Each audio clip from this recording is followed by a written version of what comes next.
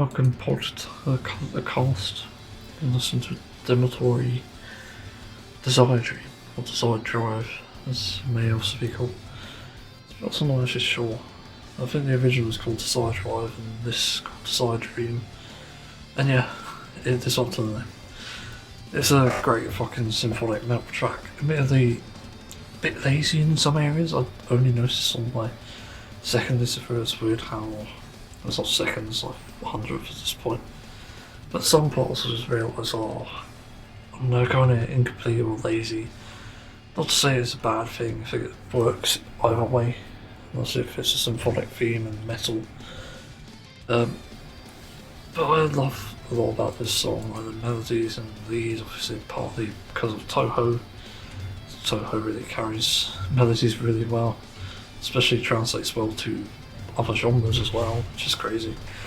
And this would translate well to even jazz, I think, all things. So I tried citing in the past a crappy cover I did. I was first using FL Studio. I think that was actually the first ever cover I did, I could be mistaken. But it's bad. It wasn't metal, but it's something else. But I gotta say though, this track is still fun to listen to.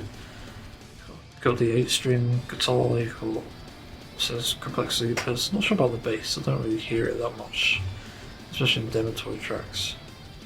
Then what else is there? Well, the composition changes up here and there. There's also like some pauses and starts again, like that sort of stuff. What else? The drums are really good, obviously. I forgot to mention the drums in Demetori tracks, but they are often really good. They do work well. Then what's the other thing? Try to remember. It goes into like some interesting breakdowns, and I think there's a solo in the middle, if I'm not mistaken. That might come after them, but then this awesome bridge bit, which sounds so fucking epic. It starts at 4 minutes 40 seconds, I believe, or 5 minutes 40. And it's just one of the best parts in any Demetori track ever. It is insane how epic that is. Just absolutely fucking crazy. I don't know how you even really come up with that. Obviously the melody carries it, but rhythm supporting it is good too. Very simple but very effective. And yeah, it's just one aspect I've really loved about it. It just works so well. What else is there? I'm trying to think. I think there's a solo near the end, which is really good. It's on way. Not the best one, but still works. Yeah, just fucking epic. Anyway, move on to the first topic because there's quite a few things to go through. As I recorded this late, there's actually splits I have to do. I have to move topics around, I think. So yeah, let's move on to the first topic. Well, it has to be said in light of the recent most critical video that the justice system is broken, especially in America, but it's also broken in the UK too. We've had multiple accounts where people are essentially being convicted of really bad crimes like sexual abuse, murder, and domestic abuse, and all sorts of things, and being released quite quickly. And this is a massive issue because guess what? It turns out these people are like the worst types of people on the planet. They're so apathetic and callous that they literally do not care about who they harm. But to them it's just a fucking game. It's actually ridiculous how bad this is. And I have to talk about essentially just how bad this issue is in general.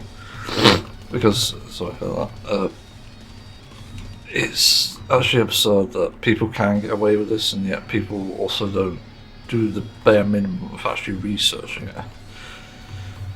Like, it pisses me off when people look into these things and say, like, oh, convict them, attack them, whatever.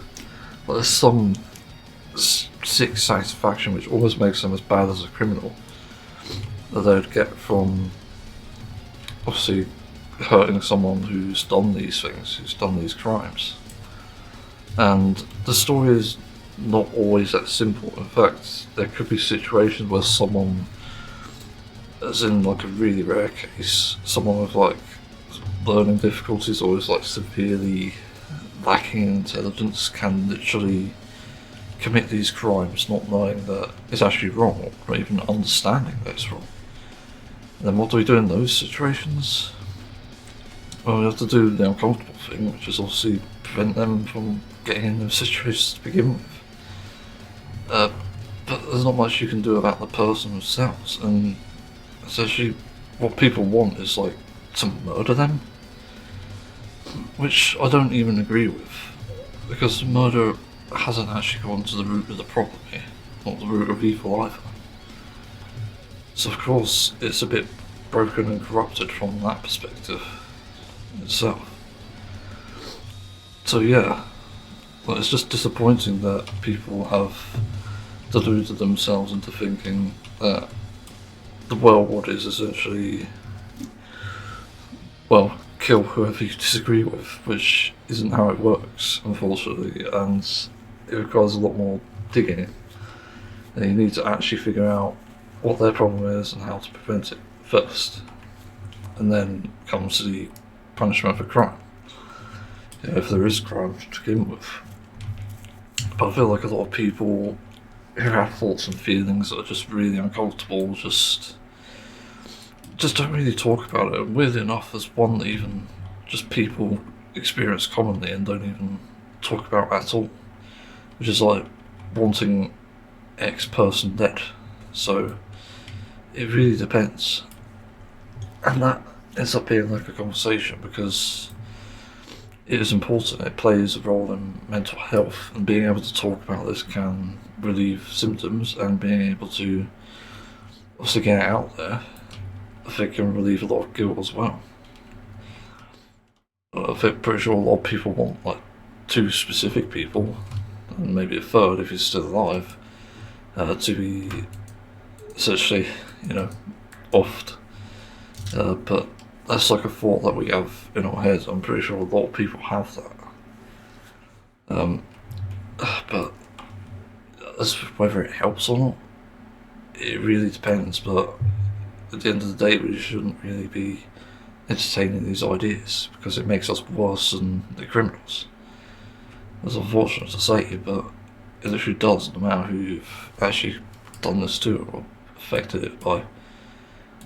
So yeah, it's really kind of hard to justify these sort of things. But yeah, what else do I even say? I guess the specific topic was on a few cases of child sex abuse, which is a very sort of sensitive topic, and in my opinion, I think people just don't understand it at all. It's actually really fucking absurd, and if you're a victim yourself, you probably would understand it more as well. Because I've certainly had that problem myself with sort of witnessing it as a child and not really understanding what it was. And I swear there's like another occasion of an incident, or a fucking weird incident, where I did actually see it happen to a family member, but I don't know how it happens. It's so fucking weird, and I did report it, but it didn't really get anywhere because there isn't anything to find on that. Again, prevention is key in this, because that's how you're going to get to the bottom of these things and stop them from happening full stop. Like, that's more important than anything else, stopping them from happening. And that's really where I draw the line on these things.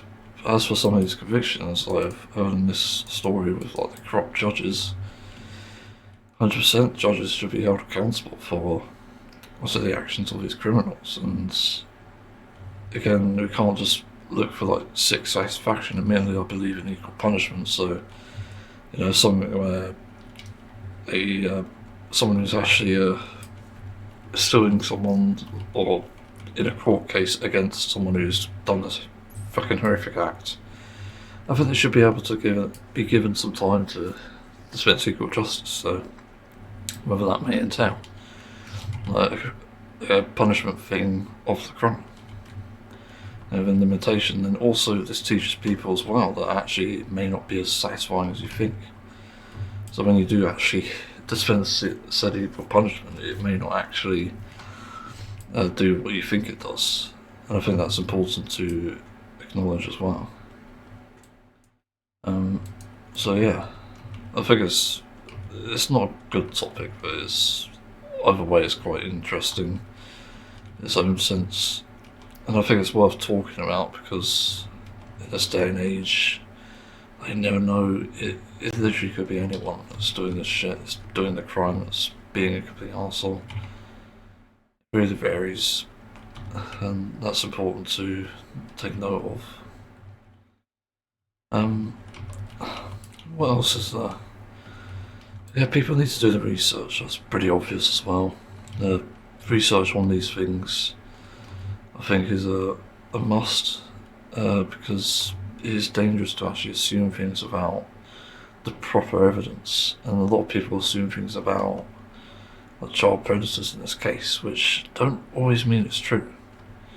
I have to say, like if you've done the research on sort of the psychology, again, a lot of these things become less anger inducing and more like, oh, so that's why. And as comfortable as that is, that unfortunately is the truth. You know, we live in a world where that becomes a thing that we have to acknowledge, sadly. But that's what needs to happen so we can stop this from happening. Stop the bloody crime. I really don't understand people's logic about how they address this. Like murder, jail times, like life in prison. Like, there have to be like punishments fit for the crimes. What I'm just talking about.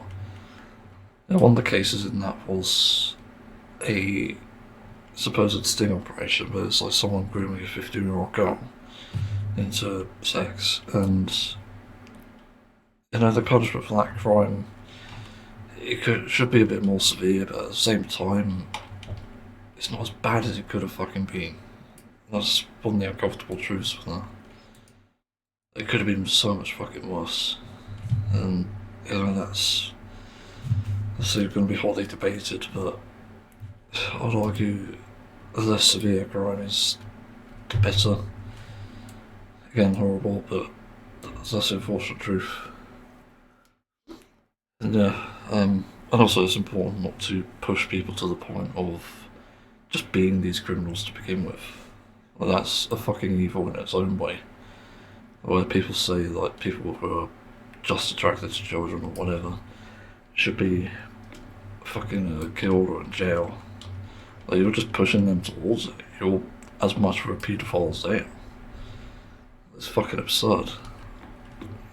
This is exactly why we have a justice system. It's because we can't trust a normal population without any actual evidence or research to make these decisions. Especially while that happens. It sucks, but that's reality. That's why that happens. So I'm pretty sure I've touched on everything there.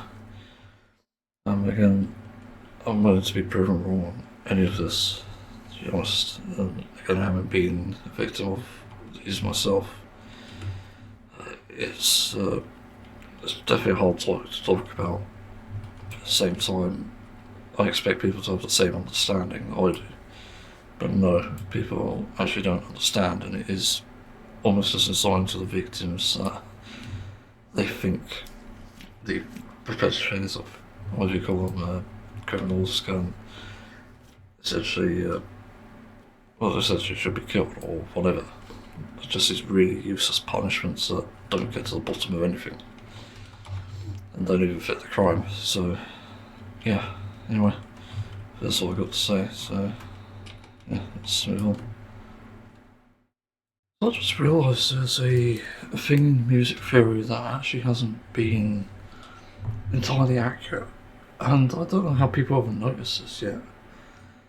But it's about the frequency of notes And specifically we're talking about when it goes from D2 to D3 or say E4 to E5.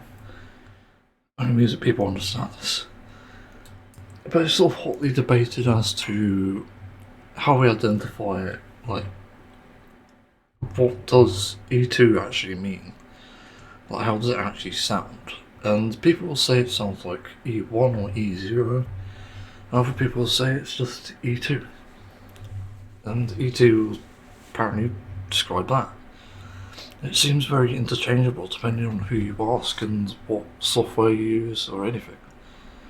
Like I know, like Task Guitar for example, it starts at E3 because I used to use this as tapping software. Transcribing, I've opened it right now, I still have it. Yeah, E3. And the next E is E2, obviously. And it just goes down until E0. And obviously, like C0 is the lowest. In fact, if I do that, what will happen?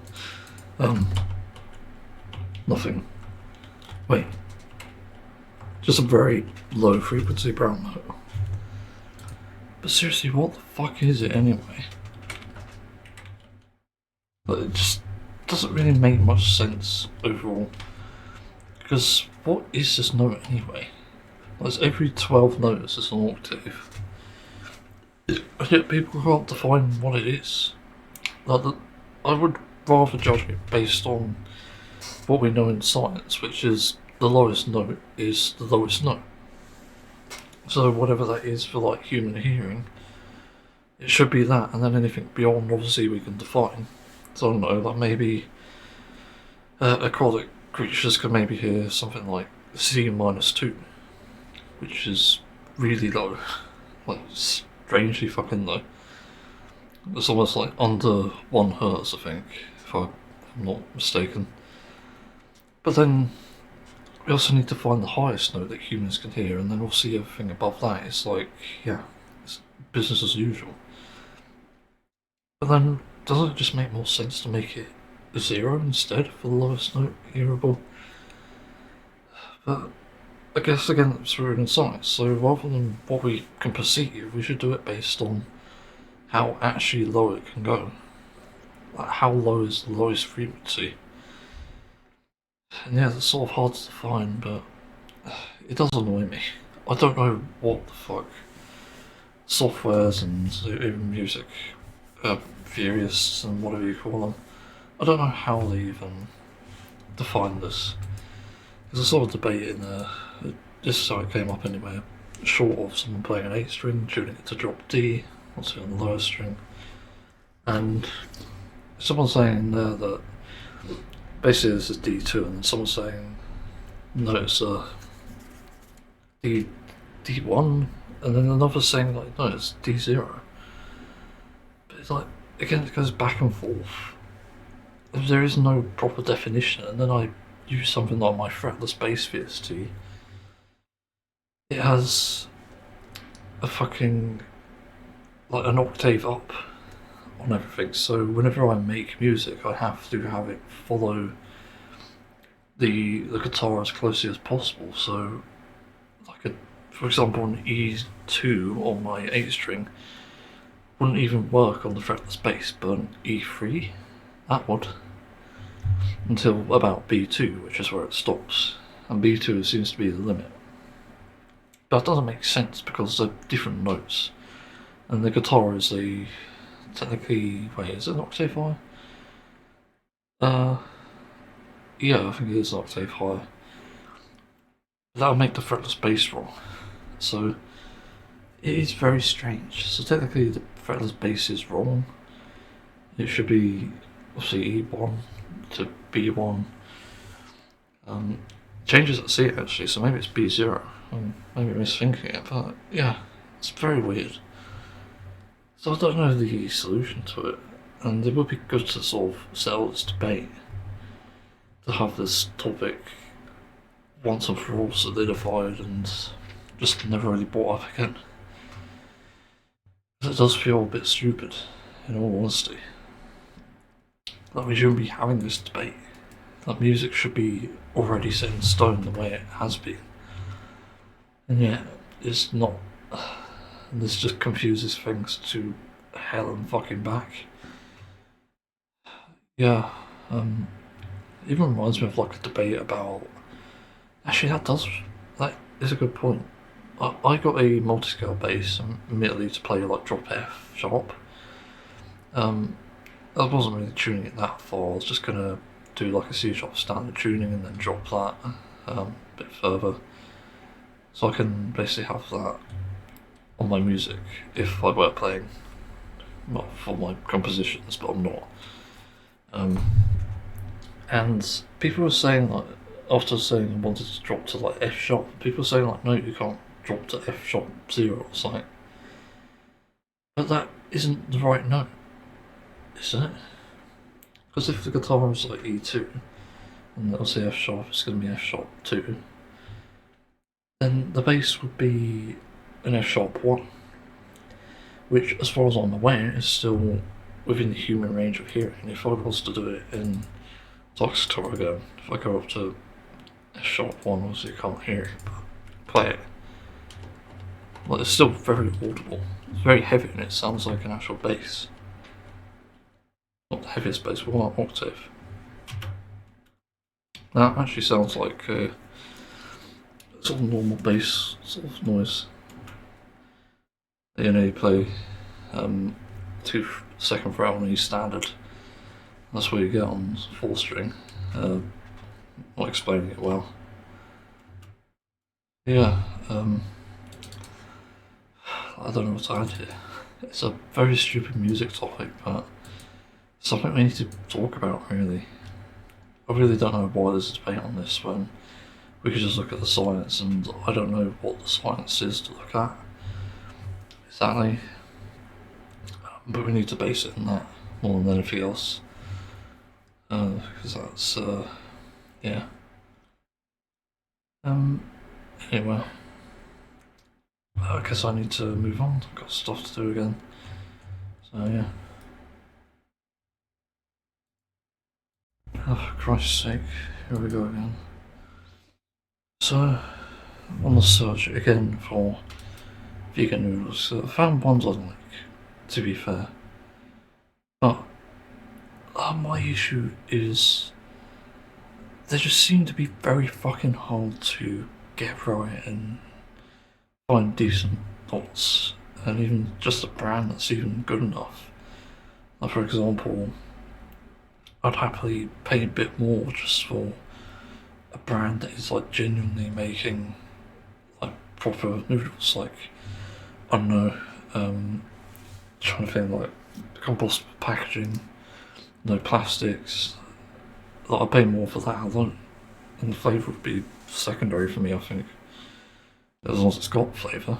Having said that, but as it currently stands, it's really hard to find. So I think my favourite have been definitely ramen noodles. Ramen? No. No, what is it? Kimchi noodles, that's it. And they're really good. I fucking love these. There's actually, I'm trying to find the product so I can buy it again. Longshim, that's it. Pretty sure that's what they're called. Don't look familiar though, that's weird. It's weird. Unless they've changed it. It doesn't appear like it would be anything bad.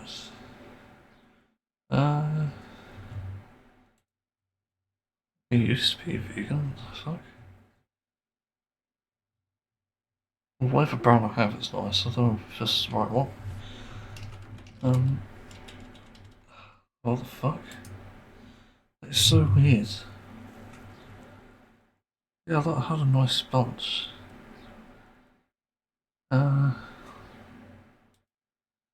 Yeah, like, actually I could just do a reverse search on one day.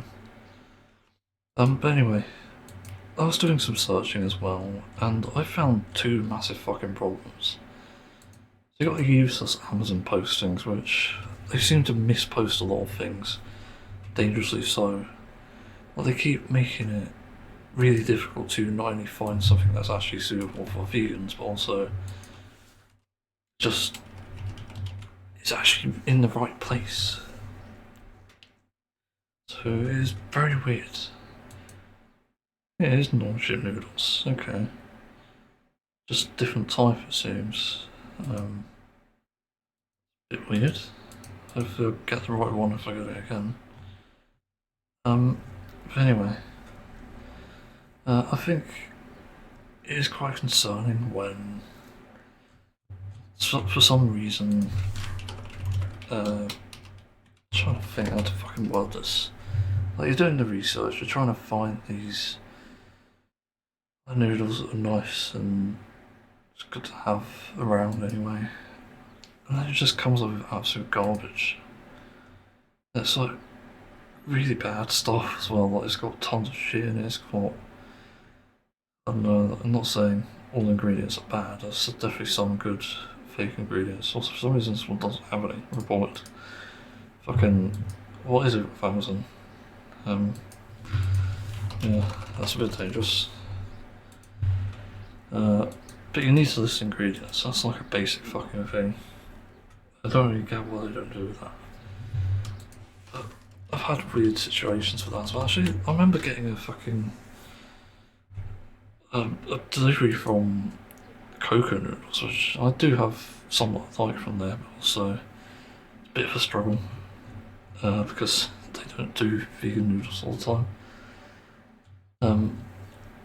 But yeah, I got like a, not necessarily a bundle, but one that was like for the vegan stuff, and then it fucking, they sent us ones with prawns in and stuff, and I don't understand that. It's really dangerous stuff, and I don't know how these places get away with it. Doesn't make sense. But the situation I just had now is with the difference in search engines of DuckDuckGo, which I'm using rather than Google, because Google is a shit fucking search engine as well. I'll say that's one of the worst of the two, though. That's to be said, obviously. But yeah, I'm using DuckDuckGo and I did a search because Amazon as usual is not reliable, and DuckDuckGo is just as unreliable as Google. Just fucking insane. Like, why don't I just compare the two? Like Google, go JK, and we'll see DuckDuckGo. I could just do vegan noodles.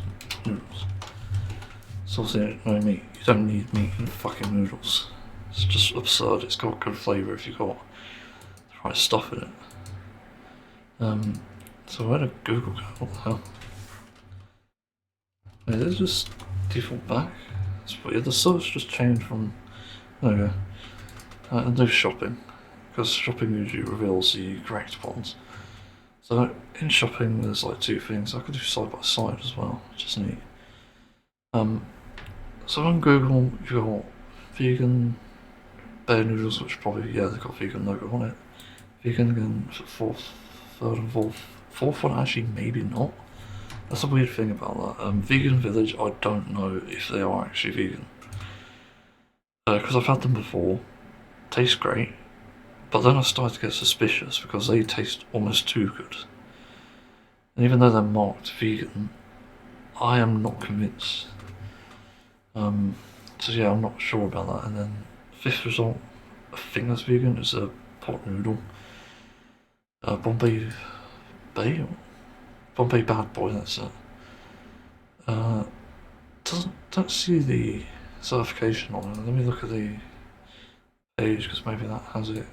For some reason Amazon lists the same fucking thing for each page. I don't know why they put it all together, it's a bit stupid. Product description, it's in the title, okay. And what is it on the back or something? I can't see it, so maybe not so much. So maybe the first suspicious result. And next is naked noodles. Never seen them before. They're in Tesco and stuff. Okay, it's vegetarian egg, so it's not vegan. So it's the first result that's not actually vegan, which I wish you can report. Report a violation. Apparently you can do that on Google. Where is it? Report a violation. What do you mean for the individual sites? It's for the fucking result, you idiots.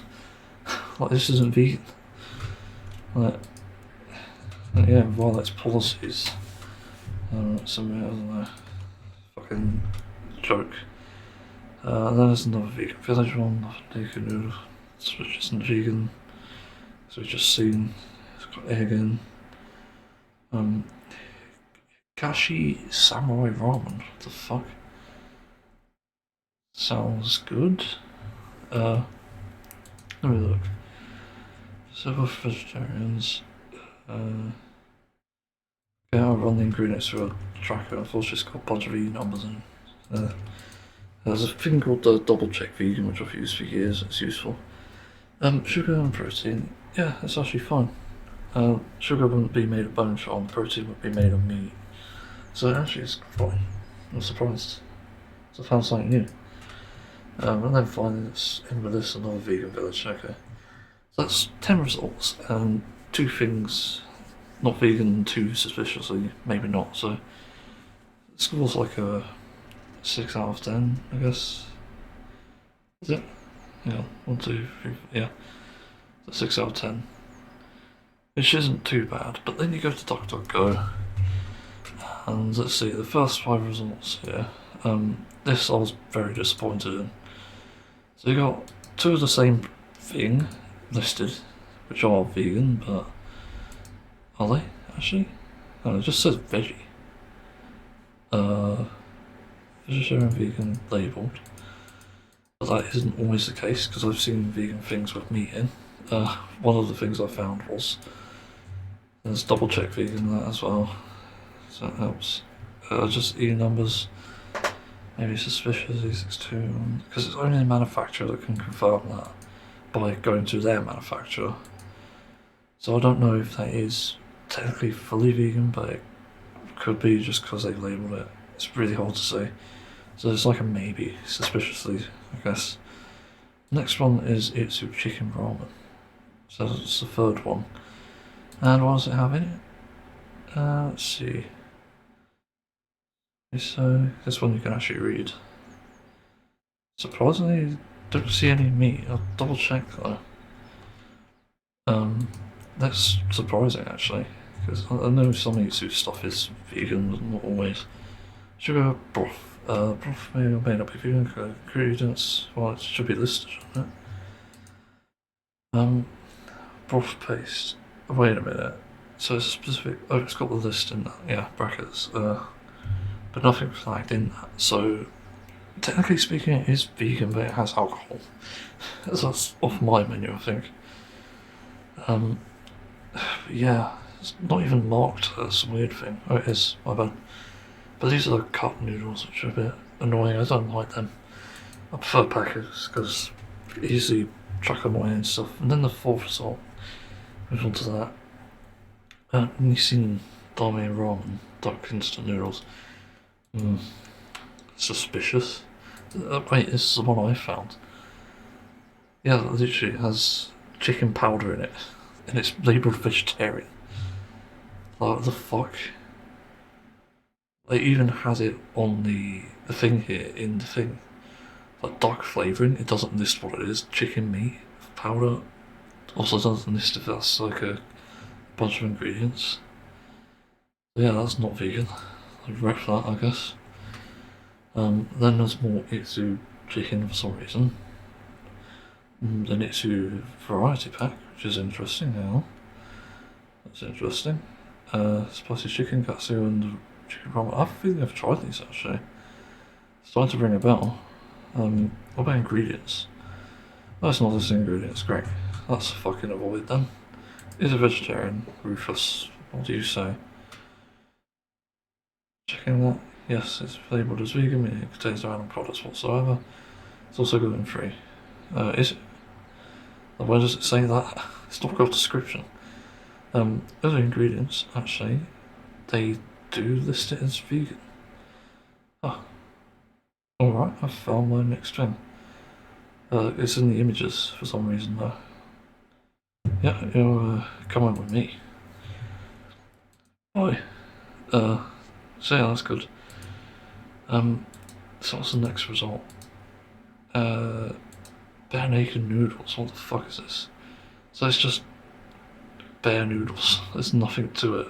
No ingredients either, which is, oh there it is. They put these in stupid places. Calcium hydroxide doesn't sound like it could be vegan.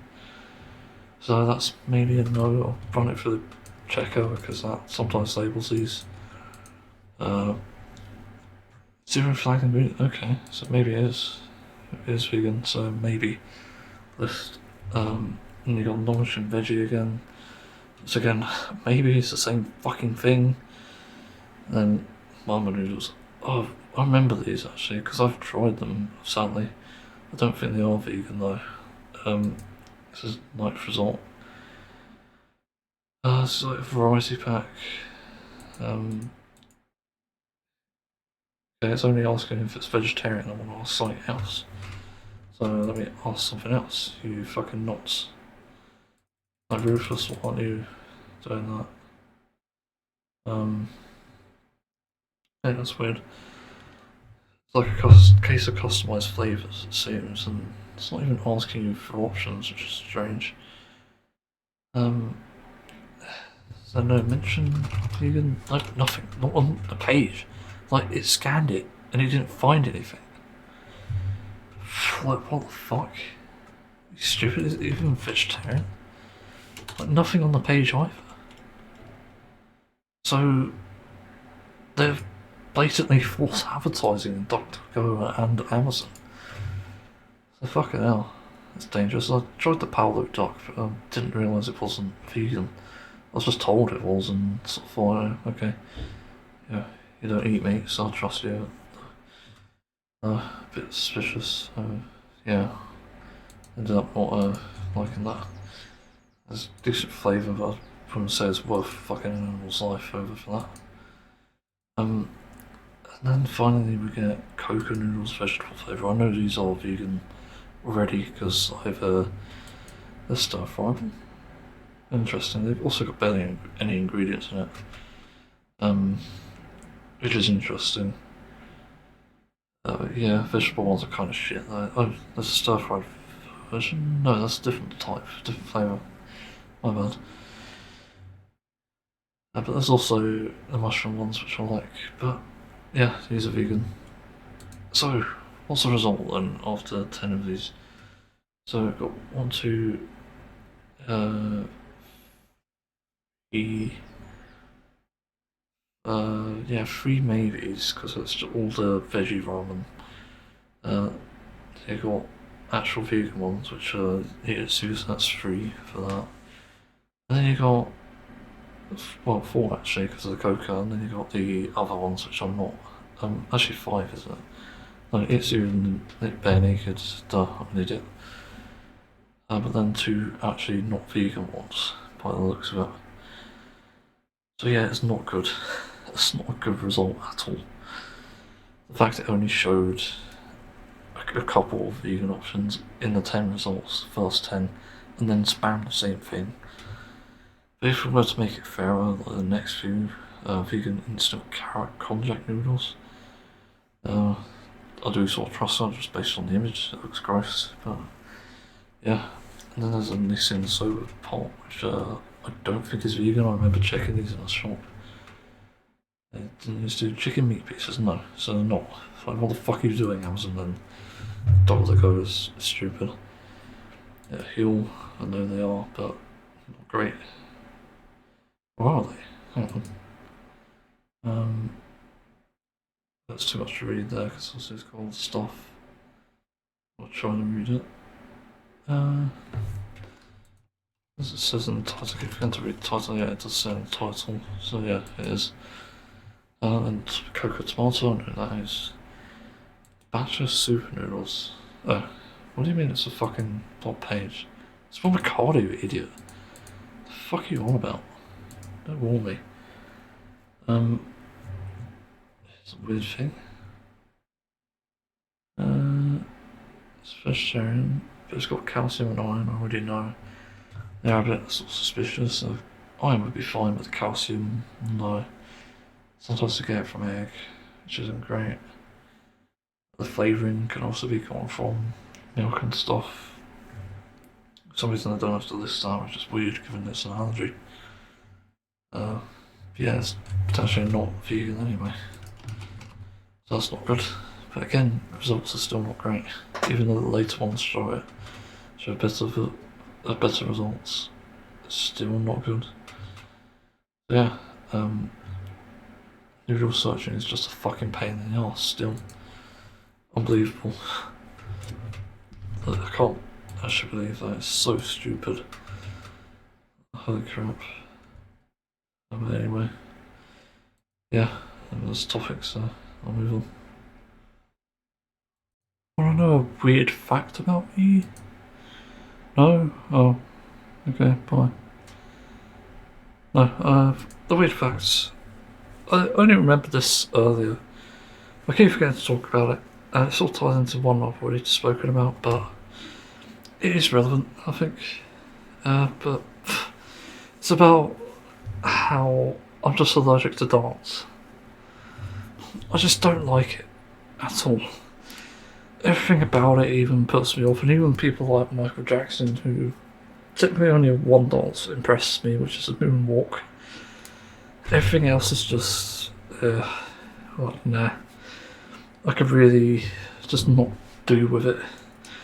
I'm not really a dancer type of person at all. And I've just always been like that since school. Probably even a bit before that too. Whenever that was. But basically, I'm not a fan of it in the slightest. And it really goes to show that I think no matter what people try and do to sort of coerce me or convince me to do it, I am never on board with it. You know, it's just fucking weird. I just don't understand it, but I just don't like anything that involves movement. It's just weird. I've never been able to do that sort of thing, I've never been able to act, never been able to do much of anything really. And I suppose it sucks in some ways, but in other ways it's good, because it makes me very unpredictable, for that matter. I do find it very frustrating though, because I don't want to watch fucking dance. I literally don't care. It's just bullshit to me. So yeah, like dance can just piss off, for that matter. It does really tie into my dislike, or rather, of actually doing hand gestures and movements. I literally don't do that when I talk, and I don't really see a point, to be honest. It's never appealed to me. It hasn't occurred to me as a thought, but it hasn't appealed to me. Which I think is the important thing here.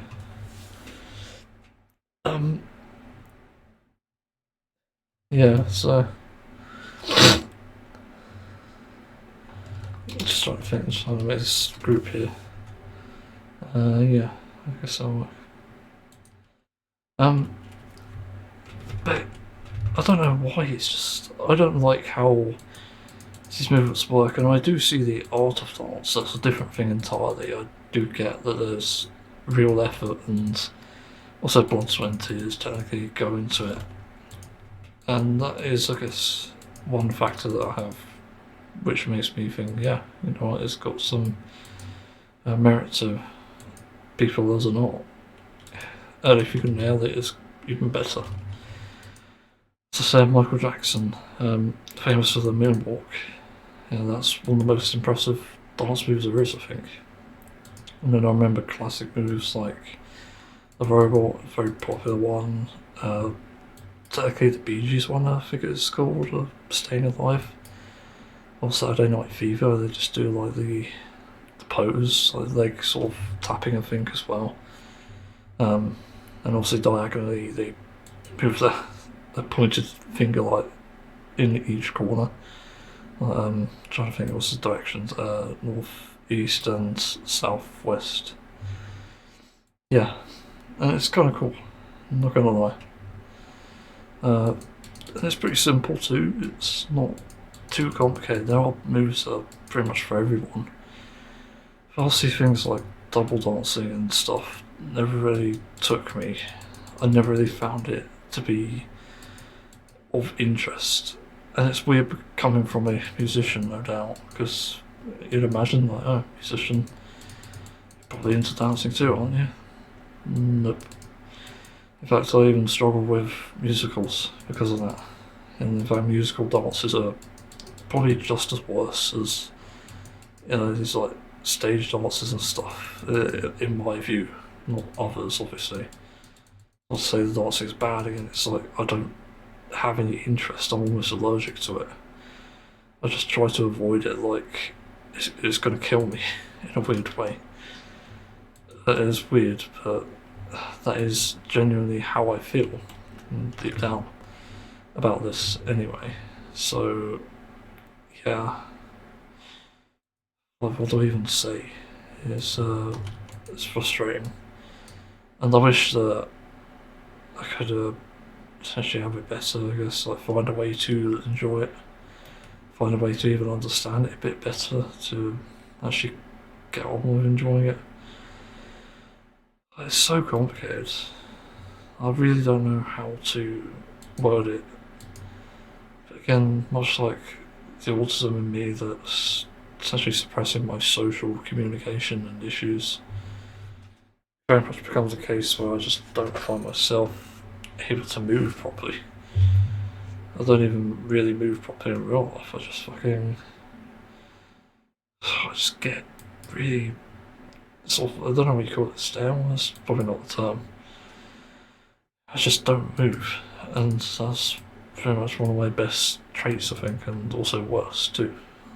Because no doubt people don't like it. They think the fact that I'm not moving while talking is a sign of social, I don't know, outcasting or whatever it is.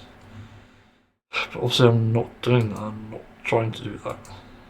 So it gets really annoying and complicated. And as you can imagine, it does lead to some amount of suffering. Yeah, it's just completely painful and annoying. I don't really have anything else to say on it, to be honest. It's such a basic topic as well.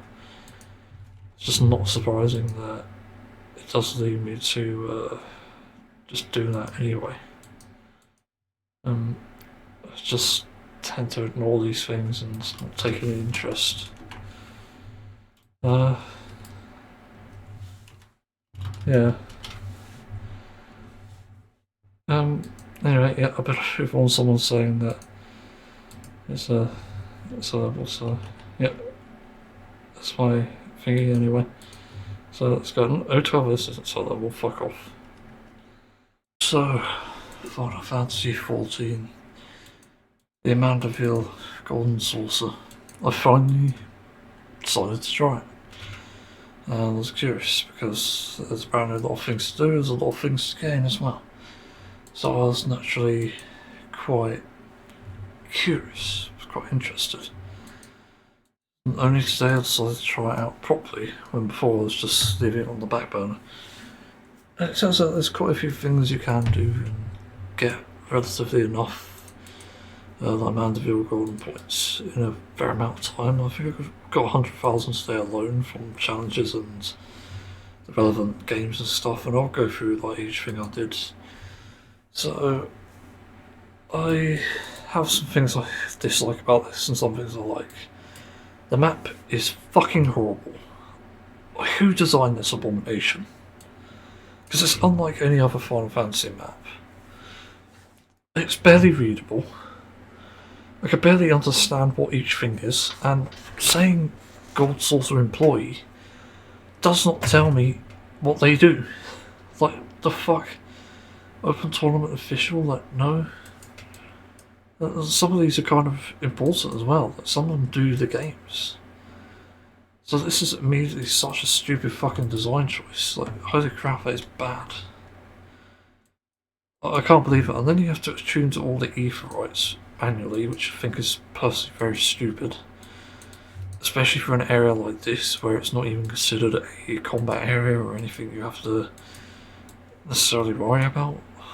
Unlike in other places, a city where you've actually explored it.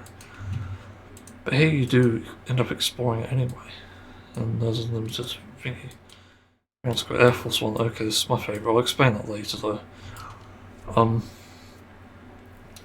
I think that the first game I tried was a lottery thing, and I have to wait for that, unfortunately. But then I unlocked a bunch of things in between, did some quests, and unlocked some interesting ones. There was another jackpot thing in this place, but it was for brief things. I don't know how to explain it, but the jackpot is so fucking unfair. You have to match 3 numbers and get a certain amount of MVP as a reward for it, which doesn't make sense. I fucking detest this game. I don't know who designed it, but it's awful. It's rigged against you. You only get to see, I think, 3 numbers, is it? 4 actually. First one, you can reveal 4, and that's it. And that just sucks, in my opinion. It is terrible. That needs to be reworked, in my opinion. Because I think that is personally unacceptable. It's terrible. But the next thing I went to is Triple Triad, which I'd already collected a bunch of cards for, because that's what I do passively in this grind anyway. So I was naturally a bit curious about what that'd be like, and I got it immediately. I understood it right away, and I liked it. It's actually pretty good, but I hope that the card's quality doesn't affect, obviously, how well you do. Because I currently have like Shadow Lord, which is extremely powerful, from what I can tell so far. Like it does, it has 4 on the 2 sides, and then Alpha or Ace rather than Alpha on the other 2 sides, which I find very fascinating. Which basically means that it's a powerful card, and the way the game works is you need to have numbers to overcome the opponent's numbers. So each side will have a weak point, hence this card having 4, and then aces being the highest possible. And you can also get like a plus thing, but I don't really know how that works. It's different rules, I don't know the rules yet. But yeah, like if you place it in the middle, you're setting yourself up for failure, I think is like the thing with this. But in other ways, it's pretty clever how you can make it work. So I did a bunch of the NPC stuffs for that, and I figured it out quite quickly, and did most of the NPC stuff. I think I'm just missing like 1 or 2 to do now. I don't see any more on the map. But yeah, it's quite interesting overall. And I like this aspect of the gameplay. It's one of the funner card games I think I've seen in recent times. It's very interesting. I think that there isn't really much to improve again other than card quality and stuff. I think it is generally decent for what it is. So yeah, what's the other thing? I went in a tournament, that's it. And the tournament turns out it was actually pretty good. I think you have to do it based on recommendation, because I didn't, not really understanding which to pick. But I ended up with -3 captures with 1. No, yeah, -3. Is it? I forgot how it works now. Basically, I drawed 1 game. That's it, or 3. So I think that's actually good. Definitely for a first timer, it's probably decent. I can do one quickly here. Show it off, sort of, if you're watching. Got time, got money. Time is girlfriends. Oh fuck. I have to hit Alt-Tab to do something quick. What's going on? Why is Windows not fucking grouping this? Hello? Hello? There you go. Alright, where is this NPC then? Up there. Yeah, Triple Triad match, and then there's... I don't know what the star one is, to be honest, and I've beaten the king, by the way. That was the most difficult one. It's just luck, I think. But yeah, these have a range of difficulties, and I don't have a deck. I don't understand how to make them, but I don't care anyway, because I've got this, yeah, Shadow Lord, Pog, fucking powerful, and it's helpful when the enemy starts first. Oh, they've got an ace. I don't think you can beat that, can you? Though if I do this, I just wanted to see, so no you can't. I can convert it back though, just go down. So is it locks me? Okay. Looks good. Fuck, I don't have anything. Might as well put it in the corner. Because it can't be converted, there we go. That blocks that, I can get that back. Yeah, it can be very difficult as well. That's something I've noticed. It can really be a troublesome sort of match, or some losses pretty much. Oh, combo, okay, great. There's, I don't like that there's a match fee. I think that's a bit stupid in my opinion. I think that needs to change. I don't like the, essentially, depending on the cards you get, it's like, you may or may not be lucky. God, why do I have to start?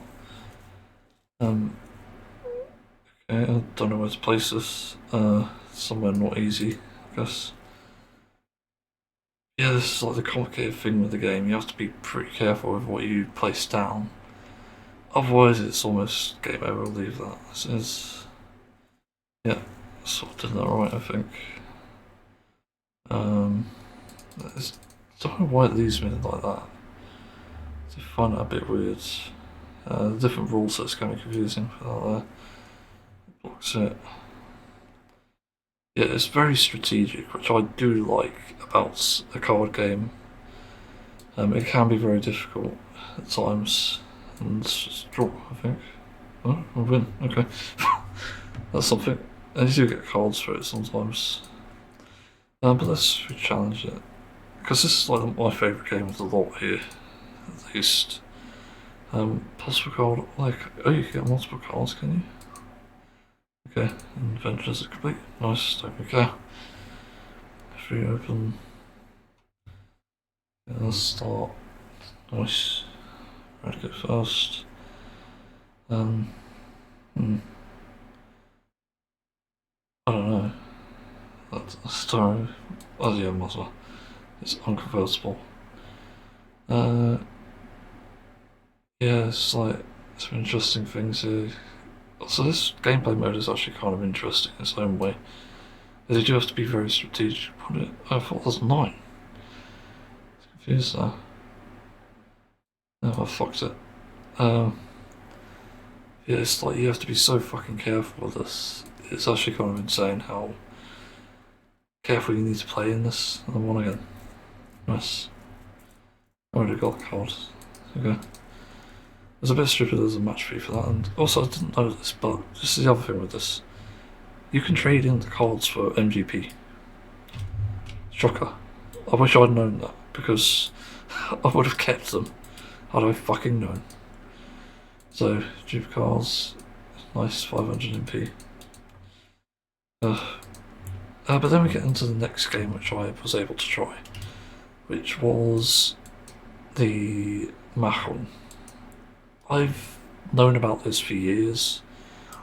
In fact, I knew about it before Final Fantasy XIV. That's how popular it was. I think one of my parents used to play it. Well, probably my mum. But I don't really like this game. I do not understand it. There's too many rules. It's too complicated. They could have dumbed it down a bit. I mean, at least you get MGP for it, do you? Like, is there even a fee for that album? I hope it's the right place, yeah. Novice Mahon table, it takes ages to do. That's the other thing I don't like about it. I was there for about 2 minutes, I still couldn't figure out what the fuck you're supposed to do. Like, it literally doesn't make any sense.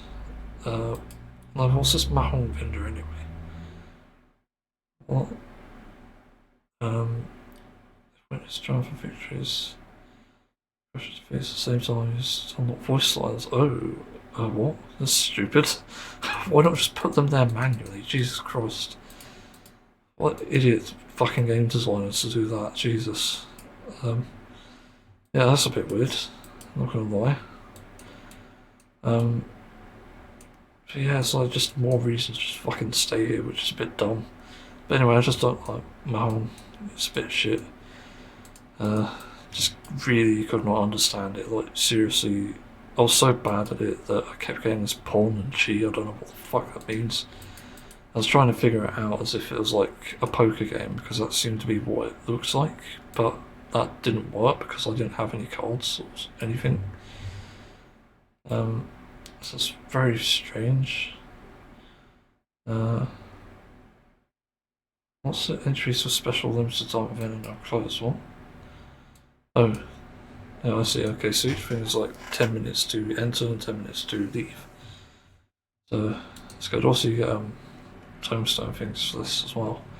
There's only speaking of which, I need to go and hand in shit. So what next is there? Yeah, I did a bunch of the quests, I unlocked everything so far, like fashion quest stuff. I did some gates, I forgot about that. I only managed to get into one though, the rest have been Air Force One, but I did one extra one, which was the Typhon. Fuck this game mode. Honestly, it's so shit. I can't fucking believe this is a real thing. But it's essentially gambling. You have to stand somewhere random on the platform and hope you don't get fucking dropped off. So you get stunned like after a certain amount of time, and then Typhon will execute an attack. And as far as I know, there isn't any trick to this. It didn't seem like there was. There's no mechanics or anything. So it's just luck, and I survived one wave before getting knocked off. I assumed that goes to doing like these circle things, so I might as well move, because that seems safer. And I moved and then I got hit off anyway, because I was too close into one of the circles. So I don't know what the deal with that is, and I was still on the platform, I didn't actually get knocked off, so I was confused by that as well. So I lost because I got hit rather than knocked off, even though the game says I need to be knocked off. Okay, sure. I'm not very happy with that, and the MGP power was shite as well. It's not even worth fucking teleporting there. It gave me like 100 or 150 or something. Not even worth it. And also that's the other thing, I don't like how scarce or minimal, I don't know what you call that actually, but I don't like how it's poorly paid out. Given that the most expensive thing in that entire place is the blackjack amount, which is 4 million MGP. That is fucking ridiculous. Like, how much of this game do you need to play to actually get that? And yet I want the Saboteur amount as well. Like, I don't know what to do about this, other than obviously hoping for the best with Chloe, but that's not really a good option. It's not reliable either, so I'm just sort of losing out in that. So it's a bit shit, yeah. That has to be said. Just a lot of things not very well executed here, and people say like, oh, you need to do this over time, you need to do that over time. 2 hours to fucking do this to get under 100,000 MGP? Like, what the fuck are you on about? Like, it's a ridiculous amount to get and to earn even. It's such a minuscule amount. So obviously, it's not very viable. It's just better to farm like Chloe and stuff, and even then, use the potential like freeliner for the MGP in the end, because that seems to be more efficient. Even though I'll use it for the mounts, for like the amount you get, like, how many? Like 20 times 100,000, so yeah, 2 million for the gold thing in that.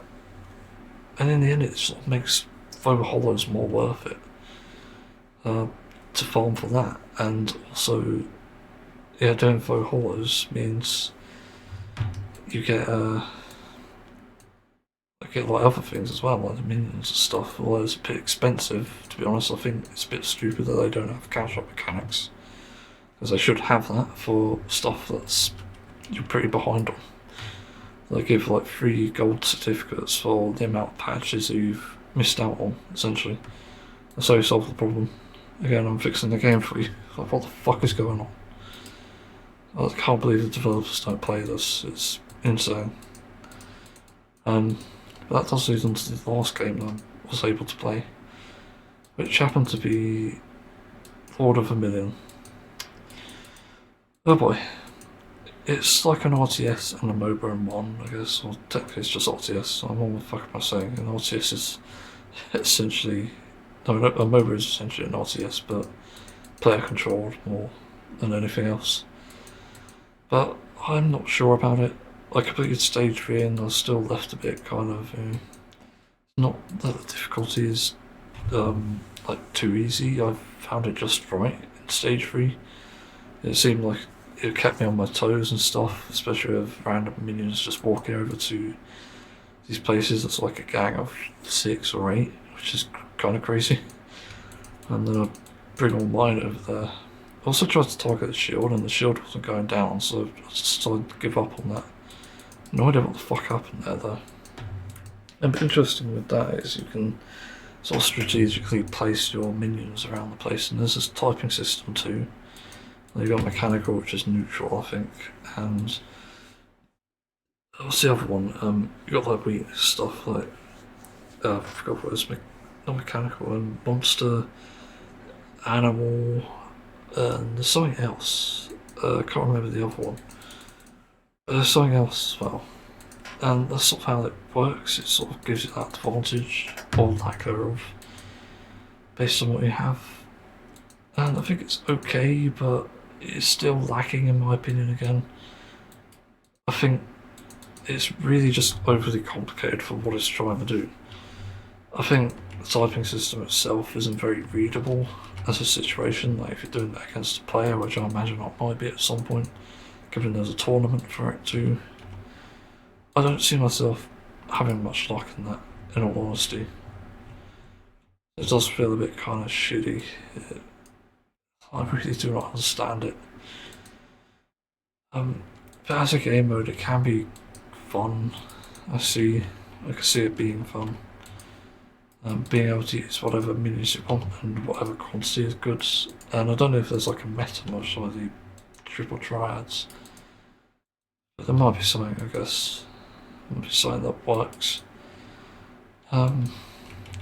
Yeah, and then Air Force One. We talk about the Gate game. Is it Gate? I can't remember what it's fucking called now. Whatever category it is. But that's the only other one I've tried so far.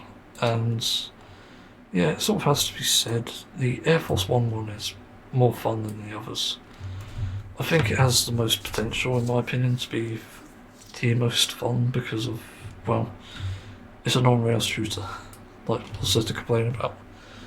It's a bit of a throwback to arcade games to some extent. I remember those arcade games back in the day, 2000s mainly.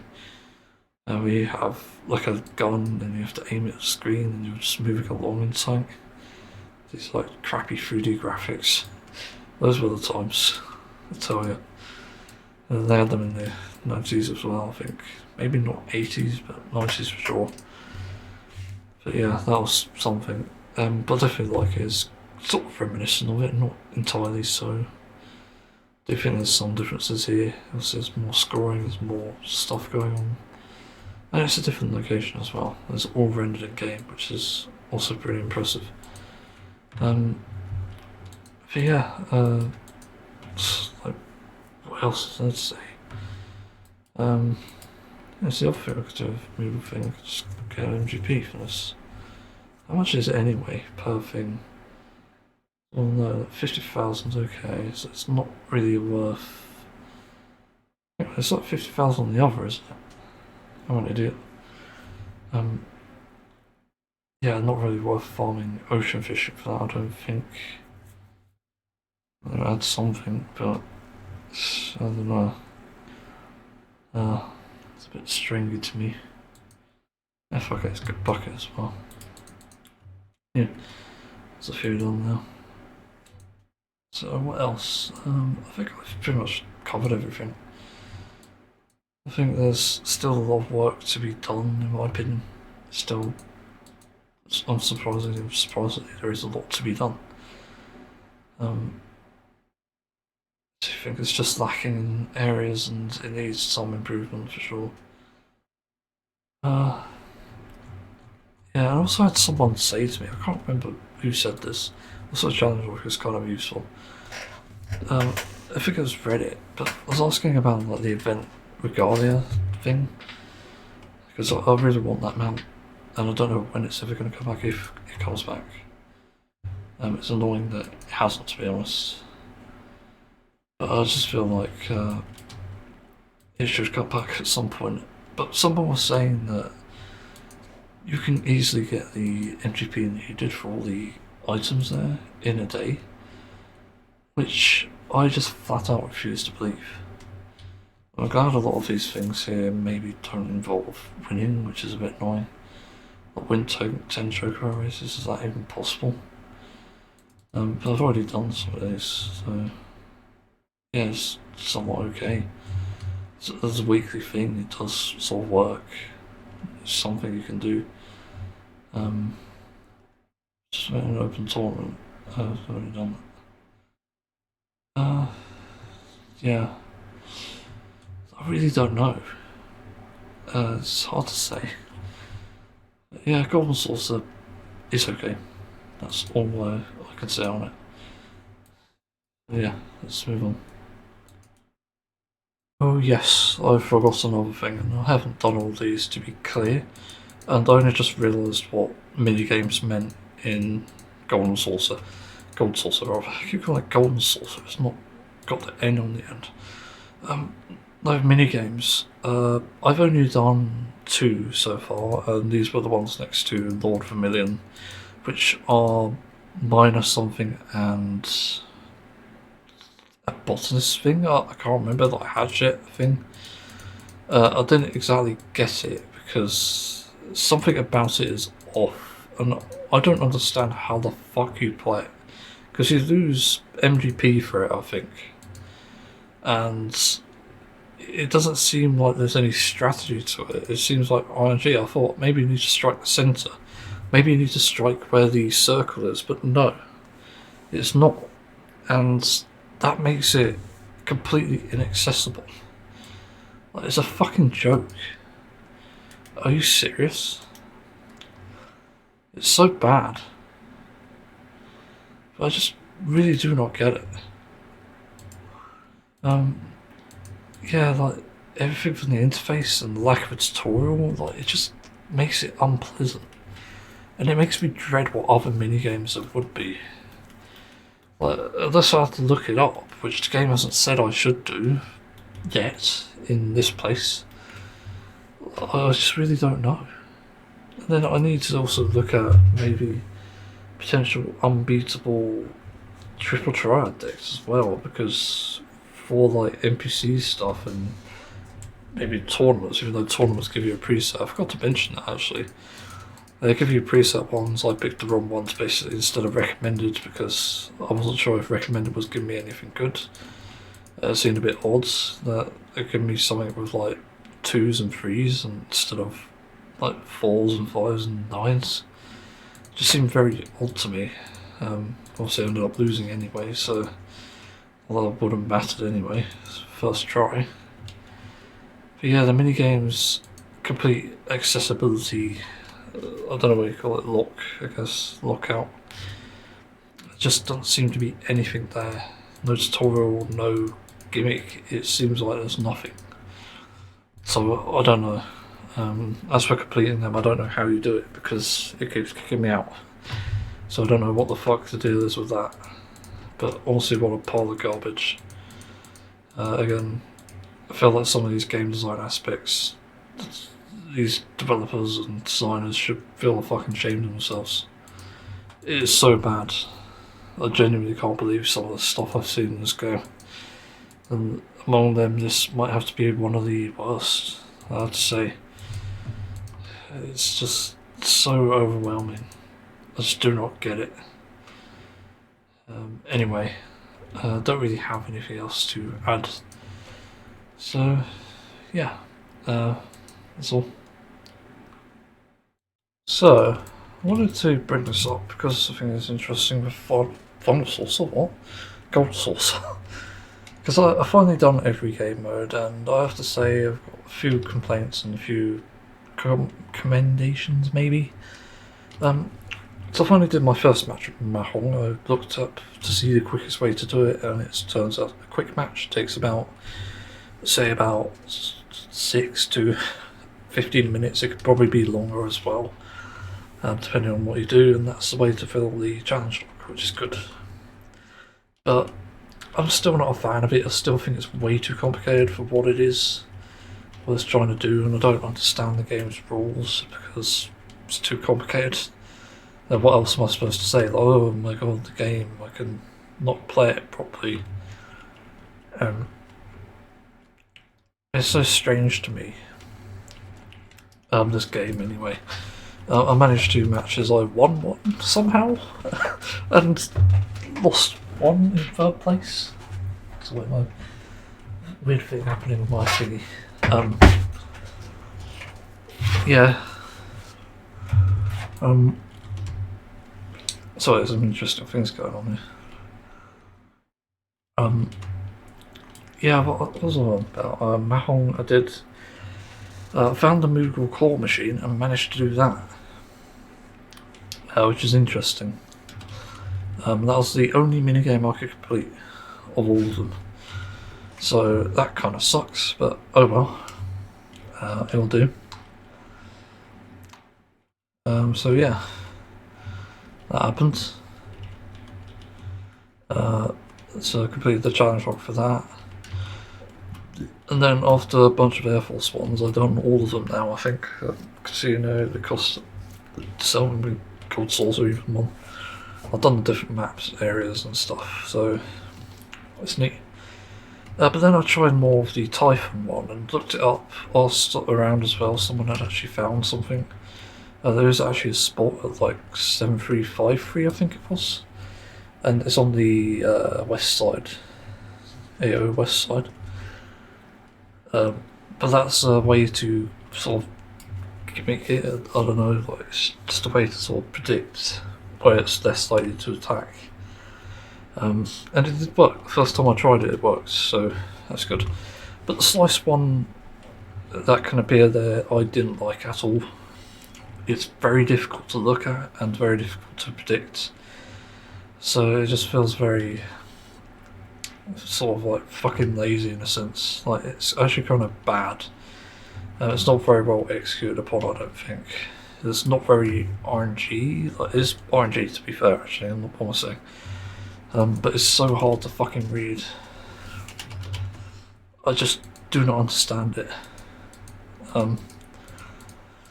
So yeah, I think the thing I struggle with most is knowing where it's going to land, because I see the slices and then it just disappears very quickly and I don't understand where it's going. So it's unlike the mechanic in like a Stormblood, where you could see where it's being sliced, and also like technically Dawn Trail, whose way M4 is still not easy to read, so it kind of sucks from that aspect, and I just don't like it. Like, to be honest, I've not even gone past the 3rd stage of that, I think.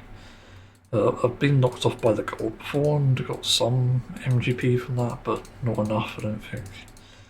I don't understand that gold stage, to be honest, it's a bit stupid. You should only just pick up one and then call it a day. So, yeah, it's kind of weird. And then what did I do next after that? Oh yeah, we got the Leap of Faith, finally. I saw these on the wiki and I wasn't sure what they were, so I did that, and it turns out it's kind of difficult to start with. Like, the first one took me about 6 minutes, maybe 6.5. But the second one took me less time, and then the next one less time. I had that one twice, the second one, for some reason, so the desert map. The first one I ever had was the sky map, and somehow I've never fallen off the edge, but I've fallen off into a platform. So that one's sort of the easier one, in a sense. So where those guys go.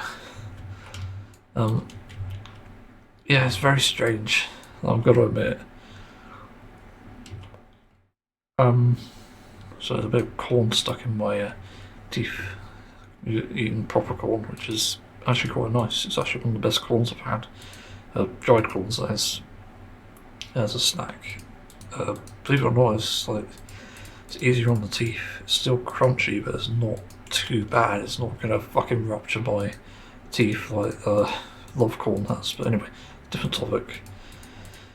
But what isn't corny is the Leap of Faith. But I've done my 4th one as well, and that was on the sky, and I did that. I fell off at the beginning, But I did it all in one shot. I got everything. I didn't understand the obtaining the cacto things or sabatenders thing now. I can't remember what they're actually called. I didn't succeed in that on the first ever one, but the next three I did, yeah, I managed it. But I find that a kind of shitty aspect because I think in the end I just want to be over and done with, but then it incentivizes you to do it and you get fuck all for it. So is it like 4 or 8 Moogle time stones? I can't remember now. I know the Air Force is 4, but that one could be 8. I know the Typhon one actually can be 8. I remember that because when I completed that I was surprised by the payout, and also 8,500 MGP. Fucking hell, that's good. So yeah, like what else is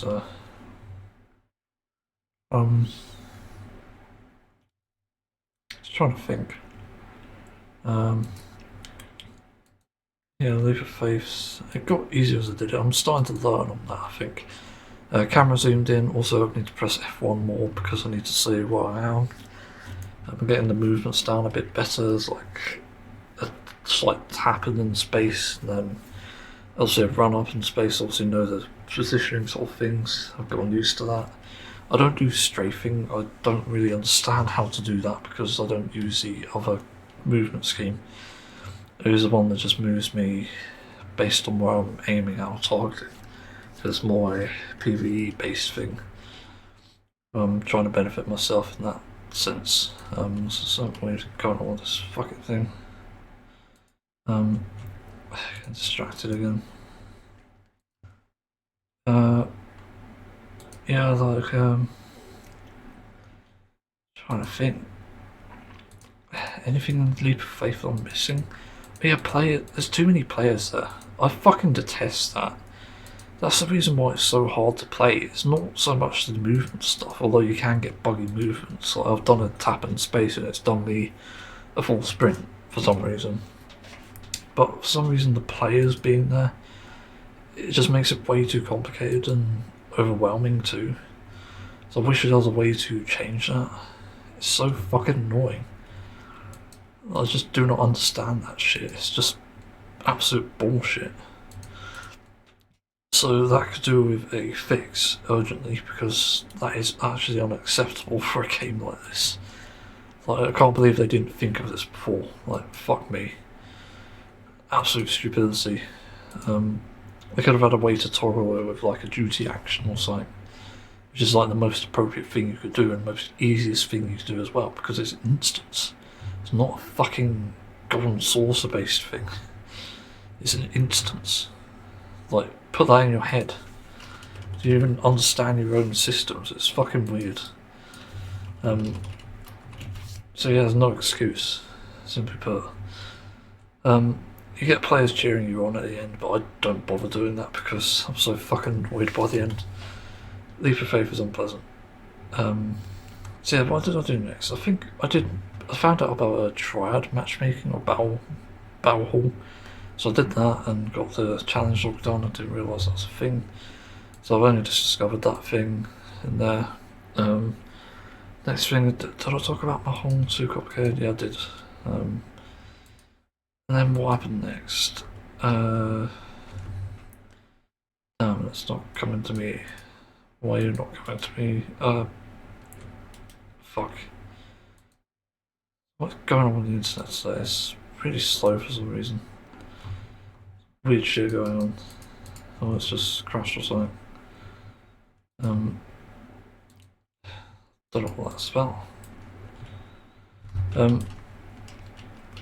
So what happened next? What did I do?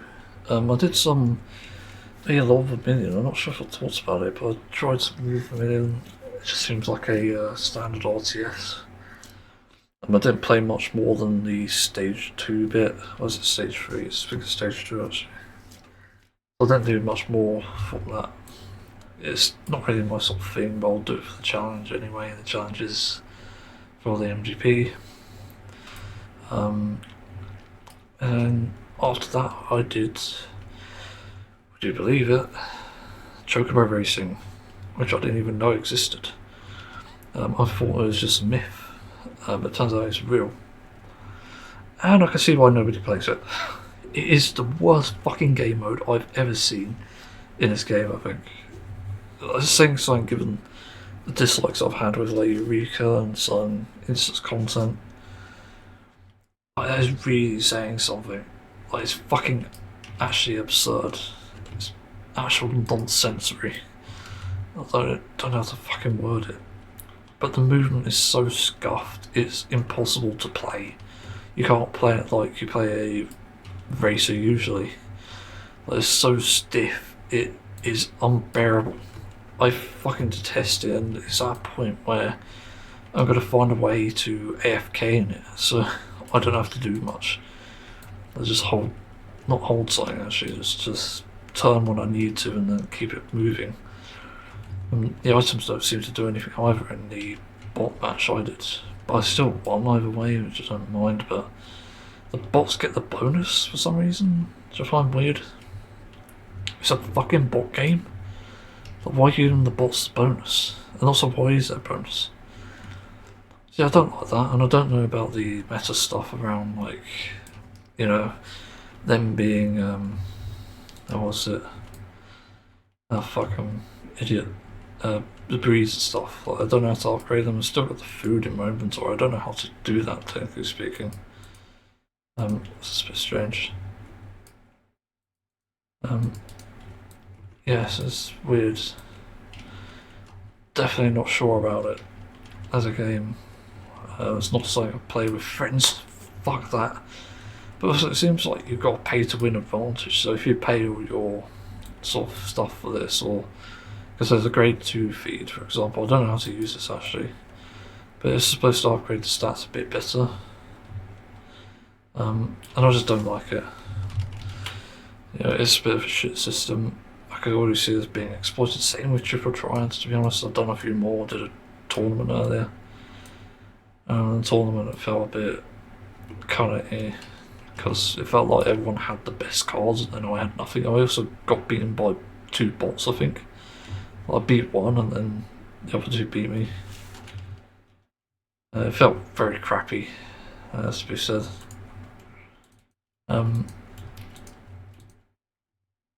So, yeah, I don't know what else to add on. I'm about to do fashion report, I forgot about that. I think I've covered pretty much. Oh, I remember now. Cliffhanger, that's it. I don't remember what the name was, but Cliffhanger was interesting. Basically more jumping, but it's to do with, oh fuck, what am I thinking of? Damn, it's not coming to me. So I got this wrong. Fashion report. Augmented / Shire Custodian's Ring. Idle Shire. Wait a minute. Oh, so I'm in the wrong place. Okay.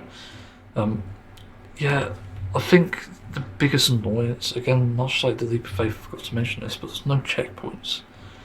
So it's like, you fail once, you're back at the beginning, and if you have a bad computer, there's your problem. It's like, oh, fuck you. Bad computer, not my problem. It's certainly not. But it just kind of feels shit. Like, the first time I did it, I got really annoyed. The second time, I did a lot better. I managed to do it in one take, I think, and without much reversing, either playing it safe. There's only a part where I played it safe near the end, and also the second bit in the middle. But it's a bit nerve-wracking as well. Again, a lot of players being there just makes it a lot harder. I think they need to fix that immediately. They need a way to remove the players from the screen to make it easily accessible. This should be something that should already be in the game if you are actually a good game designer, but you're not. So it's kind of, it really sucks. It's like, Jesus Christ, I can't fathom the ideas here. It genuinely is a confusing as fuck sort of ideology to have, to think that this is acceptable. So where is this ring? Damn.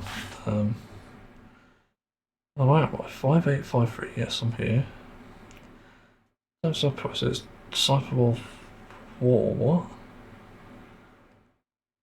Wait, can I even wear that as a caster? I'm a bit confused. Shire augmented to Shire Custodian's wings, the Shire Custodian, eye level 270, okay. Technically this should work. Augmented to Shire, there we go. That's. But then again, it's all cross, so. No, does it matter? Don't know, I'm gonna have to risk it. I'm doing the full 100 and might as well first time. But anyway, cliffhanger, not great in my opinion. And let me double check if there's that's all of it. FFXIV called saucer gates. Because these are called gates for some reason, don't know why. Air Force One, see the dots. Air Force called saucer, Air Force, see the dots again. I thought this cost us a song. Oh well. Leap of Faith, one of 3 available courses. Wait, there's 3? Which one's all? Fall of Belladea, okay. The Falling City of Nim and Sylph Step. Sylph Step sounds interesting. Yeah. Oh, and each Cactuar rewards a certain MGP. Yeah, again, I really hate that there's so many like cramped places in these jumping puzzles and stuff, and the lack of checkpoints. So yeah, I've done every game, and now I'm going to try the Fashion Report. See if it works for me, obviously. Given that the premium is like, wouldn't it be on the Fashion Report anyway? Like, no, it just shows augmented / custodian room. I don't know why it suggests only Disciple War as a thing. I'm a bit weirded out by that. Like, it shouldn't say augmented / shiring then if it's not right. So I don't know. But let's try it because I've never done this before. I think that's Fashion Report there. Also close to another event. Right, let's see. Fashion Rock, Famous Fashion Challenge. Present yourself for judging. Okay. So I have to wear this, and there's no die, right? Needs to go on the left ring. That one. The right, left, right, left ring. And then the briefs, the breaches, son of a breach. I'll have a wrist guards, yep, and then all throw of casting. Some of these are going to be annoying to get, I know that. Might be worth the risk. Double check, yes. Okay, and it says to keep everything equipped, so apparently if it's not right, then it's your problem. Gear currently equipped will be bound to you. Do you wish to proceed? Yes. Right, do I do a catwalk or a sexy dance or something? Take place with my friend's striker pose. Don't let me fucking act something, for God's sake. For 12's sake. It's not a bad outfit. It is. Place. Yeah, I suppose, oops. Skipped all up by accident. So, make a decision, brace yourself. Come on. Come on, love. 95? What? The fuck did I do wrong? Hello? But this is right though. Wolf rope of casting. Hard leather wrist guards. Any eye level fucking road reaches, so yeah, I've got the right thing there. Road legs gear, yeah. And augmented philosopher's thing. Oh, is this why? Because I don't use these. That's fucking stupid. Didn't realise that counted because I was wearing something either way. I'm not going to bother again. Might as well just go with the easy 80 points. I'm going to report that as a bug, I think, because that's weird. Wait, did I get it?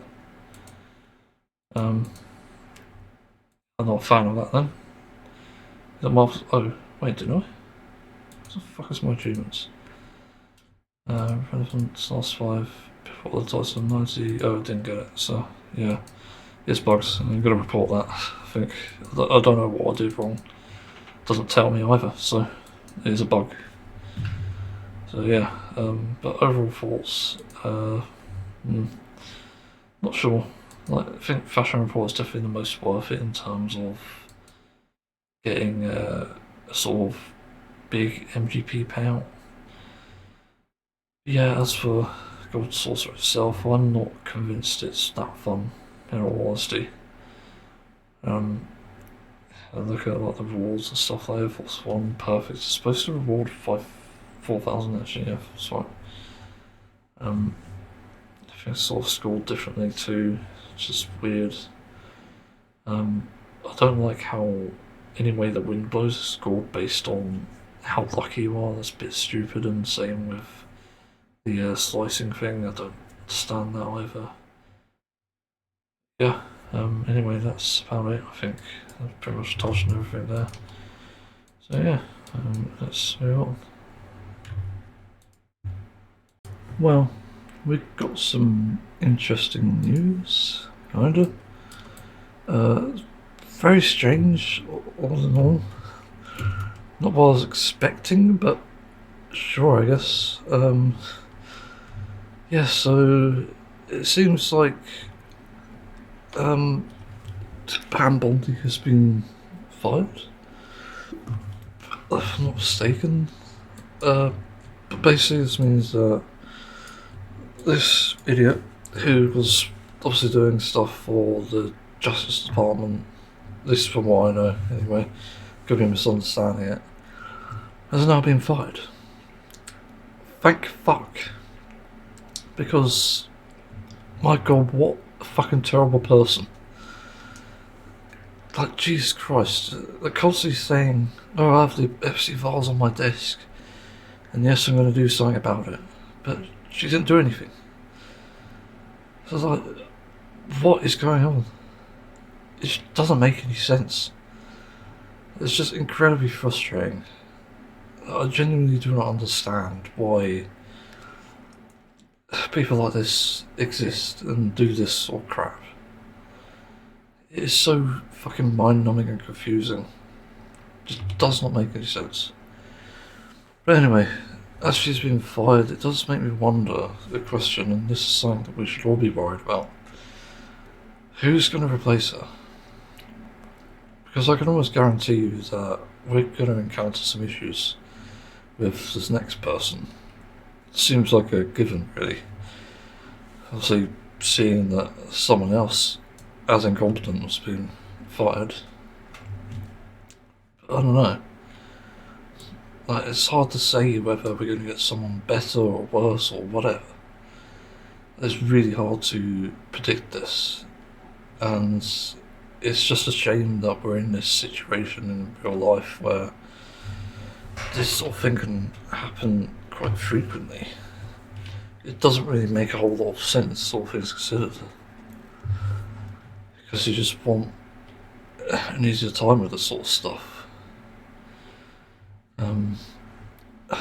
The world is already in a shit place, but apparently the guy who's replacing her, I forgot the name, actually told someone. Apparently he's just as bad, and that's based on one interview where he said it's not a crime to party with Epstein. Oh boy, what a fucking line. What do I even say to that? Because it's quite self-refuting in its own way. Like Epstein, convicted sex trafficker, pedophile, you name it. But everyone who's been associated with Epstein is somewhat of an evil person. So you can actually see a trend there. So it is technically a crime to party with him. Like, it's quite fucking obvious these people are criminals. And yet it just goes ignored because what, people don't like the truth, or their favourite politician was with Epstein or something. It doesn't make any fucking sense. It's like people play, I forgot what you call it, like an anime. I'm trying to think of the term. wish I could remember what it was, but like an anime where you got the best girl, best waifu, but they do that with politicians, it seems. That feels like what's happening. I think it's fucking ridiculous. I genuinely can't believe that. It does feel quite disheartening too, because obviously for the victim's sake as well, in all these situations, they're going to be the ones most impacted. And then the politicians don't get anything, or even the criminals, like not just politicians, criminals in general. I do not get repercussions against them, I don't get prosecuted, they don't get anything. So, what is the fucking point? I do not understand. The justice system is so broken, that's what's happening here. I just hate everything to do with this. What else is there to even add here? Like, it's just nuts to me. Like, I cannot wrap my head around this shit. It's so mind-numbing. Christ, and yeah, like, what do I add? There's so many different things here that certainly have an impact on these things here. Are equally important too. Also, it's like, it seems like a scapegoat for people like Trump as well, to have someone like this in that position. Like, obviously, it just seems like what's going on here. It's really just such a shitty situation. I do not like where this is going, in all honesty, and even though I'm glad that we've got one terrible person out of it, out of this position, I mean, it's still not good just based on the aspects that, yeah, that it could get a worse person's worse situation as well. But it's just not good in the slightest. And my hope for the future is still not that bright overall, just given what we know has happened and what has happened. You can imagine it's still not great. So, yeah, what do I add? I've pretty much touched on everything, I think, here. When I have the time, I'll stop the recording, but at the moment doing ocean fishing for the first time in a while. But fuck me. So I'm going to use some bad news at the same time. There isn't really much else to say on that. Yeah. So anyway, let's move on. Not sure what needs to be said, but I need to explain it again. I'm watching a compilation again of most criticals, gross people on the internet, and there's some funny ones in there, but also very concerning ones. And one of the things Charlie obviously brought up here is one of these fucking weird ass YouTubers who doxes and does weird shit, and apparently has a strange stance on child pornography, which is extremely concerning. But the response from Moist Critical is so fucking weird. It's just, I can't believe people like this actually exist in a way. And the fact people actually believe this sort of thing. But the stance is to basically call them paedophiles when they're sharing this stuff. Like, what the fuck are you even thinking at this point? Do you think they're not aware of that? It is so fucking weird. There's no thought in this at all. If you really want to get to the bottom of this, I suppose the best way to address it is obviously not with threats, but to make an effective argument against these things. Like, it really requires that. And that's all it needs. The throwing the P card out there, as I'll call it, as far as I know, it's never worked. In fact, it probably reinforces people to keep doing this sort of shit. That's what fucking happens. So yeah, it just does not make any sense. The stance that people have here. People believe in again that this is actually how it works or something. But it also reminds me of that South Park episode where they made fun of Nambler, which, well, justified. Just saying that they're paedophiles is not going to change anything. And even them threatening not going to change anything if you think about the many years that this has gone on for, these sort of acts of malicious intent and sexual assaults, anything really. It just never works out the way you want it to.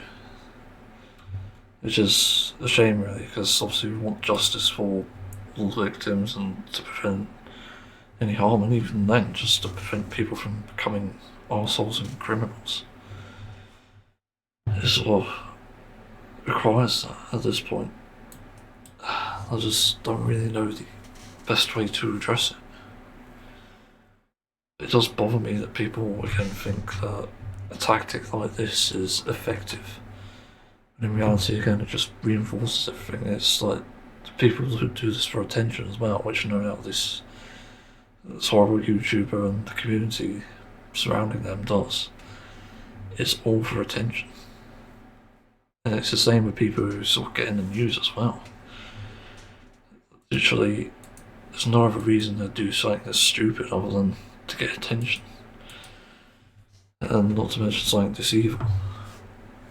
They just crave it, and then in the end you just lose because you gave them all that fucking attention. And also the victims get no help in this.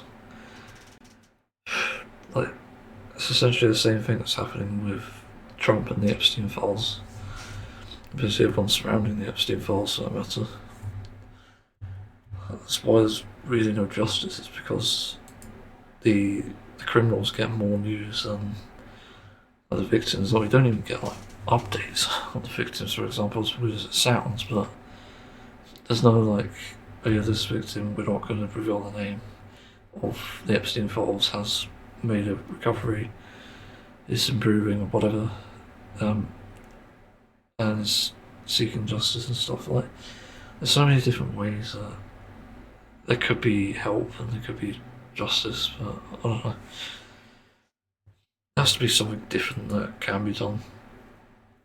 But also that's why I sort of brought up a while ago about the idea of equal punishment.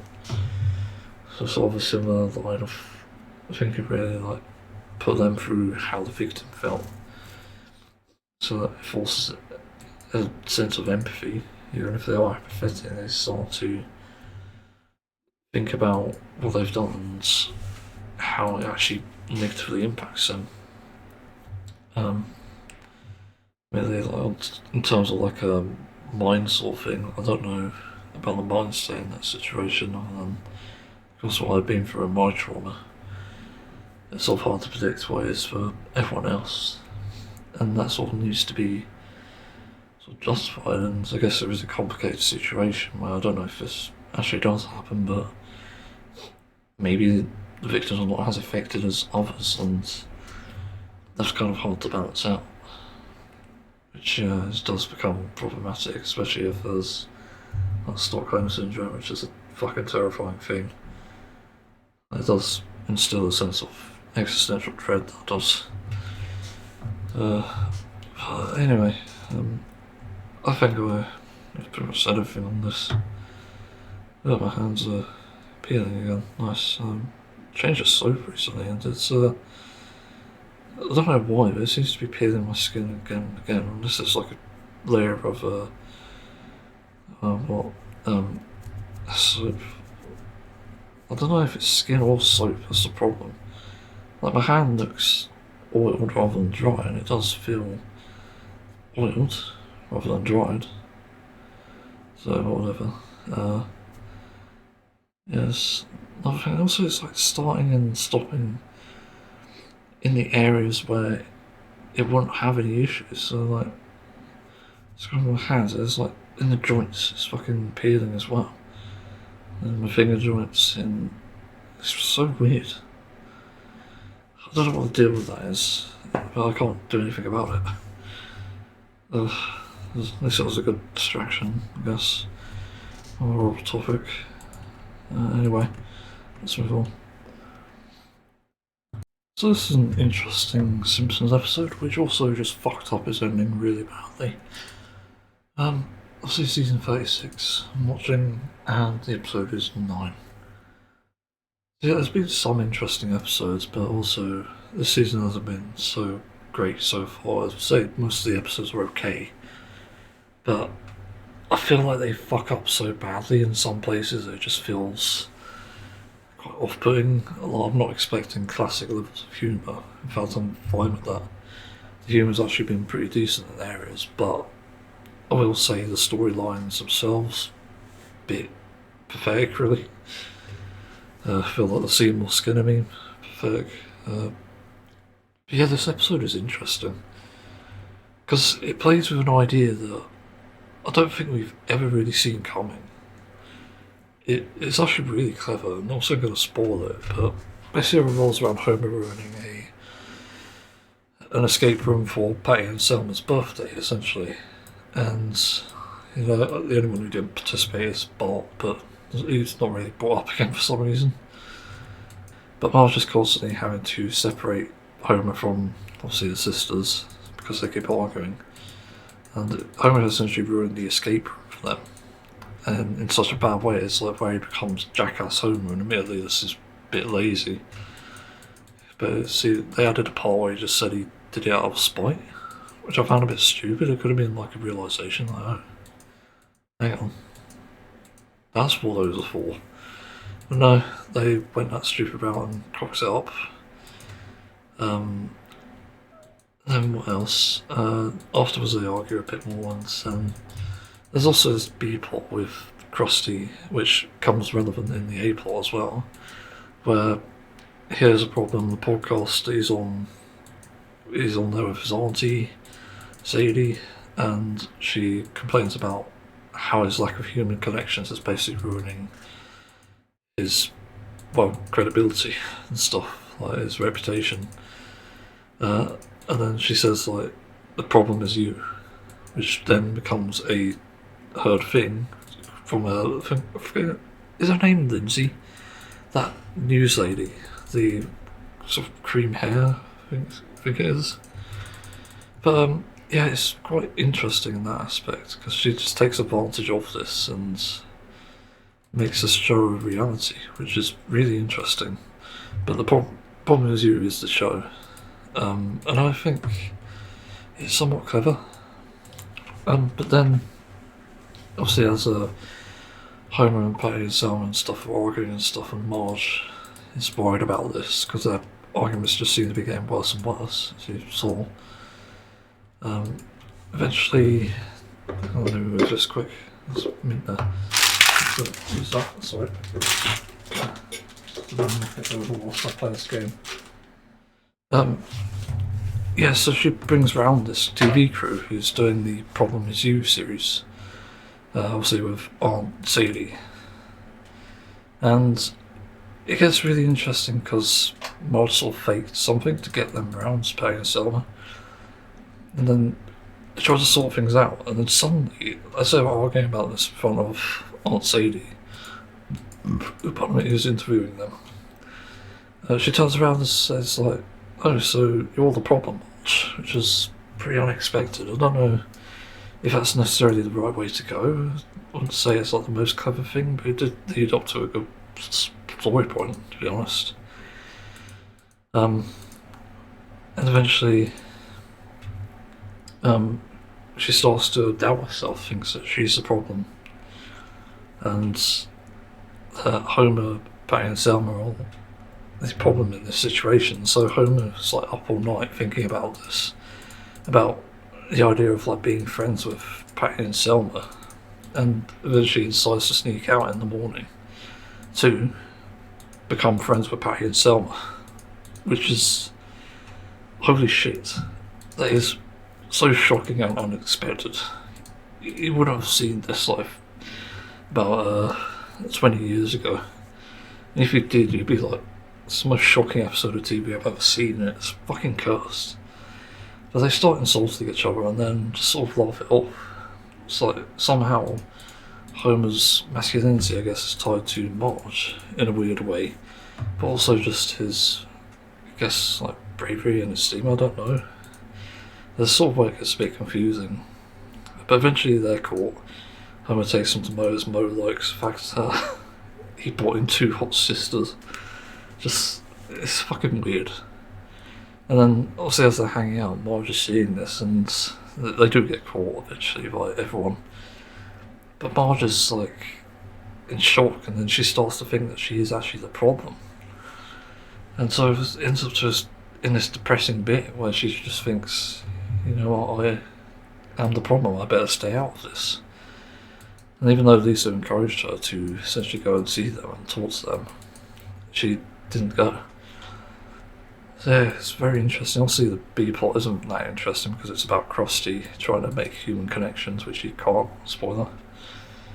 But actually, they go on the TV show again. The problem is due to basically say that they've solved their problem and have no issues now. And yeah, that's where it sort of gets interesting as well. So there's a bunch of people there. For some reason, Dredrick Tatum and his tiger, I'll only let him off every now and then. As the tiger probably goes and mauls someone. As I said, there are good jokes in this. Yeah, and then sort of see an awkward moment where at first Homer and Patty and Selma are friends, and then they make insults at each other, but they're not laughing this time in Marge's presence, which is interesting. Marge is sort of nervously holding back something, like tears and anger, it seems. Because obviously she realises that she may be the problem in this. And then eventually a fight breaks out between Patty and Selma, and instead of breaking out, she actually turns to the host, which is interesting. Obviously Aunt Sadie sort of blames her, and then essentially gets everyone fighting again, including everyone else in that room. And she said the problem isn't us, I guess. I think that's what she said. I can't remember. What if I have a note?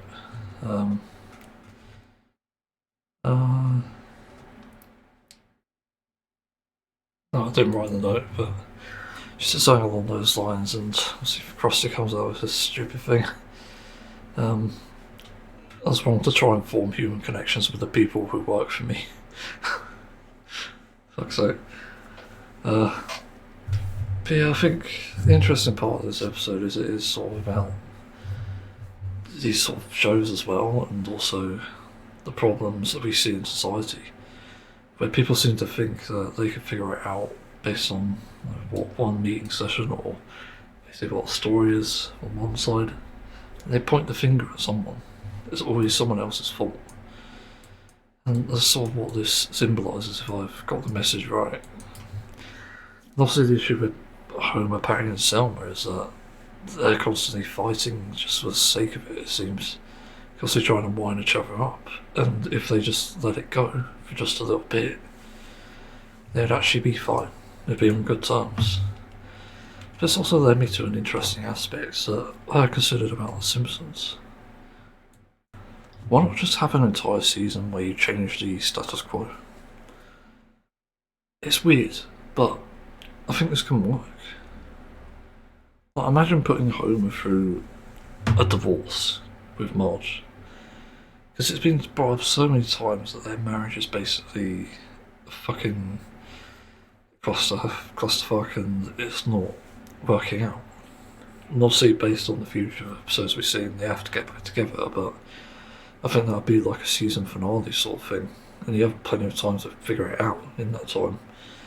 But I think them being divorced also allows for a bit more freedom as well, because now Marge would suddenly have to essentially find a job and also take turns with like Homer in terms of having custody of the kids, and Homer has to live seemingly elsewhere, given divorce. It'd be interesting, assuming the future thing didn't take into account that they may be being divorced, but I don't know. It seems like such an interesting idea. because I think that would really spice things up a bit, and also changing like the status quo in terms of maybe other character traits too. Like trying to think. I think Kirk and Luann are probably still together, and well, I say still together. I think they were apart, but then they're still together in these seasons. So I don't know. There's obviously stuff with like Hibbert and I forgot his wife's name. Damn it. There's also plenty of ways to spice it up, as I said. And I think there are plenty of ways to explore like characters in this whole moment. You've got a few episodes to explore the divorce aspect. Something that also I have a lot of personal experience with, given my parents are separated. But I was thinking along the lines of like, oh well, hang on, like if they're divorced, their children are going to have to take different routes from school. Like their school bus is going to have to do something, or the parents are going to have to pick them up from school, something like that. There's different ways that it can happen. It's weird how they do the school bus and pick it up interchangeably. I do admit that's a bit weird. But it could maybe be like Mars picking them up or something, or them just riding home from school. Like you see Bart on a skateboard, for example, and he's on a bike sometimes.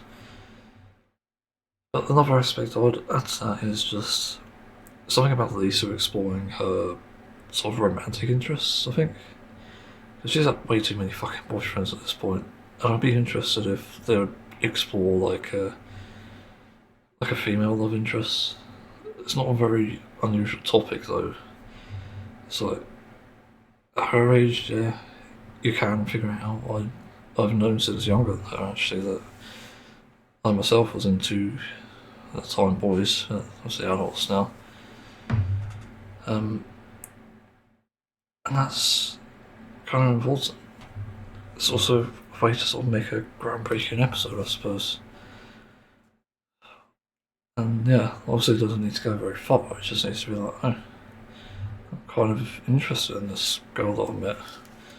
It also doesn't need to be like a new character, it could just be someone else and then this other character just breaks her heart. It could be someone already in the series itself that we maybe don't even know much about. It's like, oh, suddenly talking to this girl.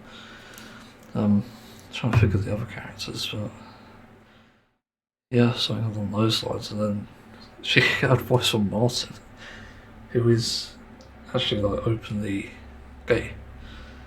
I'm not sure if people remember that, but Martin is actually pretty much gay.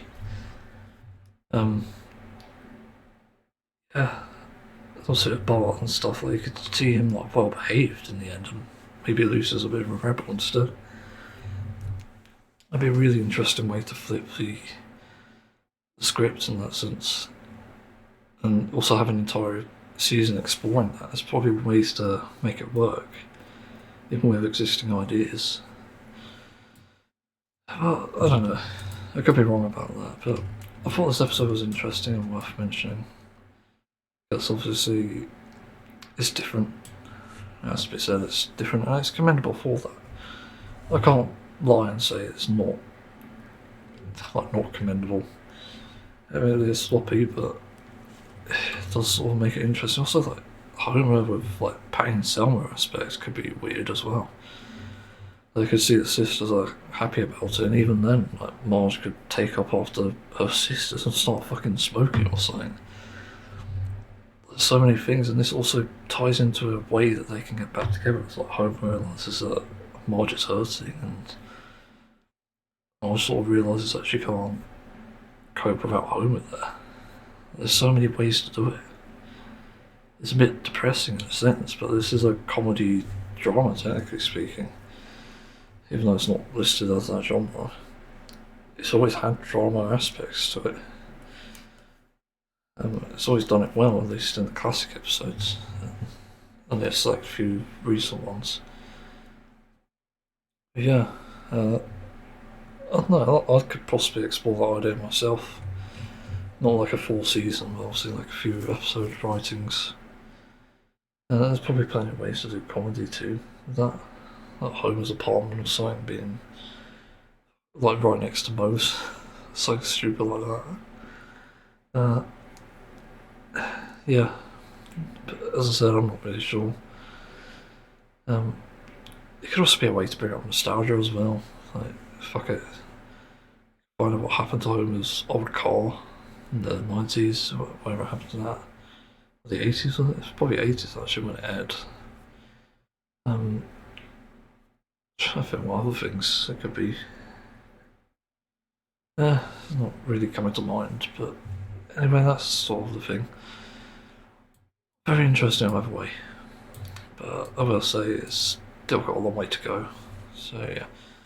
Anyway, I better move on. I gotta get some mint and wash up and shit and exercise. Speaking of which, I don't have anything to do whilst I exercise. I do have one thing actually. I was gonna take a screenshot of my Pokemon in a. Well, I can't do Let's Go, but it's many years ago. But Pokemon Shield or Sword? I think it's Shield actually I went with. And I'll take a screenshot of that, what my team was in that in the end. Sort of go through it, maybe. Anyway, yeah, let's move on. Here's a not so fun topic. Yeah, this one's annoying, I've got to admit, and it's also not nice either. Sort of relates to mental health again, but I have to talk about it. Quite exhausted, just being on the treadmill and the bath, and yeah, for some reason my hand hurts. I don't know what the fuck is going on with that. I don't know if the watch isn't too tight. Anyway, I think I wanted to talk about just the frustrations around living with other people and why I sort of go public about the issues I have with them. And a very simple reason is a lot of these people just don't feel like they're in a situation where they belong here. And that's for like different mental health issues or different, or lack thereof, rather. Not really different mental health issues, but where it's just lacking and where it has not been justified. So it really depends and varies where you go. If you're in clicking, it's just me playing Final Fantasy. Just wait for Proxmith to load, and I'll do this quick whilst, yeah, obviously. But I have to say that it does become increasingly frustrating the longer I live with people, because I've even had this in childhood, to be honest. As far as I can remember anyway. Also living with a sibling. You can expect usual sibling stuff. But as for like other bits of family, it really varies. Like, I can get along with some and then others not so much. And what I guess frustrating is when the actions they take, they do end up impacting myself. Like with M, the reason why I've been so public with M is because M has been a source of misery for me and hasn't essentially been punished for it as far as I know, other than being kicked out, which is good, but I think it should have been done the moment it started happening, rather than later when, well, all my mental health is now creeping up on me and I'm getting physical health issues because of it. So it gets really annoying, that's why I go public on it. And if there is a legal matter, which M's situation was, to an extent, because his like forcing of punishment on me or whatever he was doing ended up impacting my mental health, so I had no choice in that. So I had no options other than to go public about it. And even despite reporting it to the police, and this is the other thing, I want the police to know they won't get away with this, because it's fucking ridiculous. But the fact that I can report something, have the proof as well, because my life was in danger, and then them say, no, we'll talk to the M, and them not actually talk to them M properly, leading in, or resulting in rather, a no change situation, then yeah, so I'm going to go public. You know, if you're not willing to grow the balls to address these things, then what am I supposed to do? Just be vulnerable, roll over and die or something? It's like, I think they're supposed to be, or trying to do rather, not supposed to be, but trying to do. So obviously it's complicated, and that's why I go public on it. Then the other housemate, who I forgot her nickname, so I know D, I'll just say D, it seems quite unstable for the type of place they're in. And then having D here again, which is fucking frustrating, adds to that complete frustration and confusion. I just don't really want anything to do with them, to be honest. It's like, fuck off. I thought I left that part of my life behind, and then get another fucking person in this place living here, exactly before D, and turns out to be very dodgy, like just suspiciously apathetic and involved in things that I don't even want to get involved in. Just, it's so annoying. It's like I can't escape the shit that these people do and the apathy. And there's like no proper analysis. I remember even overhearing the interview because people are loud as fuck. Also didn't bother putting a door up, which is stupid. Should have had doors on when I got here, but no, I was ignored a lot. And that in itself is a, I don't know, not medical malpractice, but some sort of mistreatment, technically speaking, and I'm still not really feeling enough for that. On top of the thing that happened when I was in A&E for my suicidal thoughts, where I was essentially punished for going there, saying that, well, I shouldn't be here then, should I? No, thanks. Guess I'll die then. And then nobody actually coming to help pick me up after because I don't drive. And then I ended up taking a taxi in it because, well, what else am I supposed to do? I didn't want to bother anyone in my family. No point in that. But yeah, so as far as like mistreatment and just the amount of things that happen, it really plays on my mind a lot, and that's why I go public about it. It's because I want things to change and I want things to be better so that I can cope. My physical health takes a toll because of their inactions, and also MDs and what do I label the other one? I can't remember. But the other one, yeah, it's based on their actions. I just get stressed out as well. And believe it or not, going off like the various things that happen on a weekly or even monthly basis, it's the housemates that have the most problems with enough. And I wanted to live on my own, but they said no, you can't, because there's no flats, there's no place that would be suitable for you other than this, which isn't actually suitable. So, and also I was being told I can't move to certain places because it's too far out. Like, what am I supposed to do? As I said, I'd rather live somewhere much farther away with the actual benefit of, well, that being in somewhere that's soundproof, that's not going to be bothered by other people. At a certain point, it makes more sense to even just live in some sort of fucking van. Like, that seems like the better choice in a way, even though they're trying to outlaw it, but the problem is people just misuse their fucking authority and shit, and so yeah, I don't really have much choice. But I'd rather not live in a van just because of the issues around not only my mental health, but what needs to happen to make it livable. Other than that shit, which will cause anxiety and stuff. But anyway, I need to go because I'm fucking busy and trying to distract myself, so yeah. Also need to update my journal because something, not two good things happened today, which is good. I'll try to remind myself of that, but yeah. Anyway, let's move on. So yes, I have seen the video of the plant-based brand apparently leaving the fucking, what was it called, a Slaughterhouse. Some reason I forgot the name there. Yeah, apparently a plant-based brand called Vivera that was caught with a truck lorry leaving the Slaughterhouse, and it's weird because this doesn't necessarily seem real, but also at the same time there is reasons why it might be a thing. And it could all be AI generated for all we know. In fact, some of the offences look a bit odd, and it's strange that their own branding would essentially be like that on the side of the truck. And the footage is shit anyway, because that cuts off.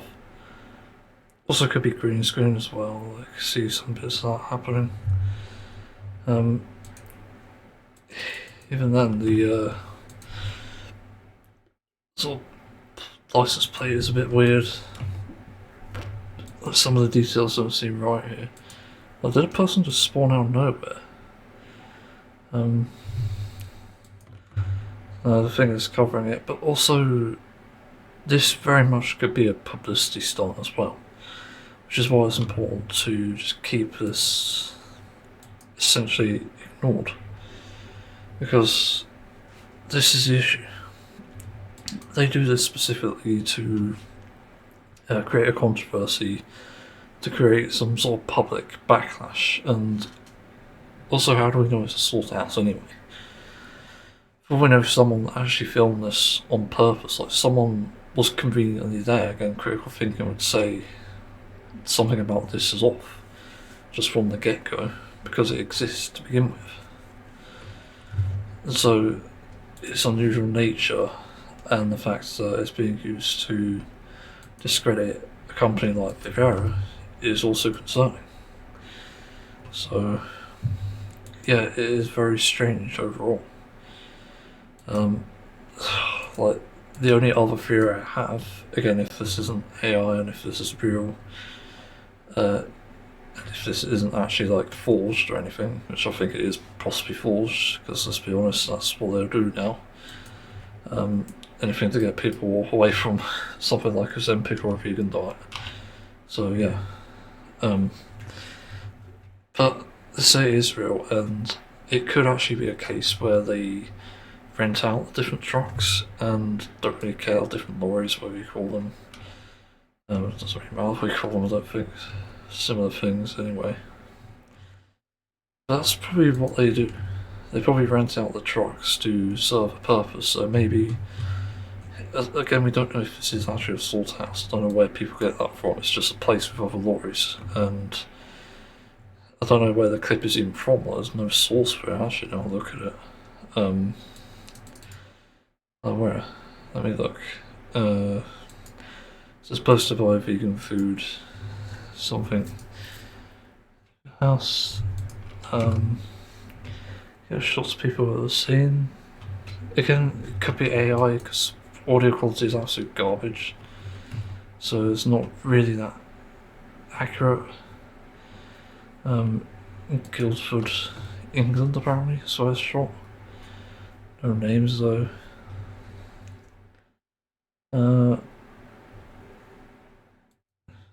Yeah, what's the reminder of it being owned by a large meat company going to do exactly? That's the thing I'm wondering in this description.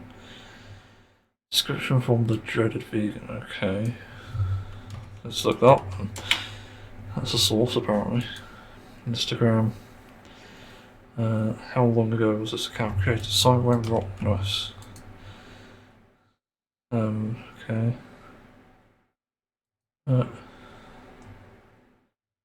And there's a clip, seemingly. Yeah, I guess I have to log in because I've been in Instagram for a very long fucking time. Not since I was trying to date. Come on, log in. Some weird happening game there. For fuck's sake. Why is there two-factor authentication? You know my device. You absolute morons. Fuck's sake. It's not easy multitasking. Come on. Is it going to load or what? I wonder if it's even going to take me back to the page I was on. Nope. Right. Let's see then. Okay, it's asking me for a bunch of shit. Don't want ads, fuck off. Such weird agreement shit. No, still not taking me to the page I need it to. Okay, now we're there. There's more to the page, okay, so maybe somewhat legit. 15 weeks ago, okay. Not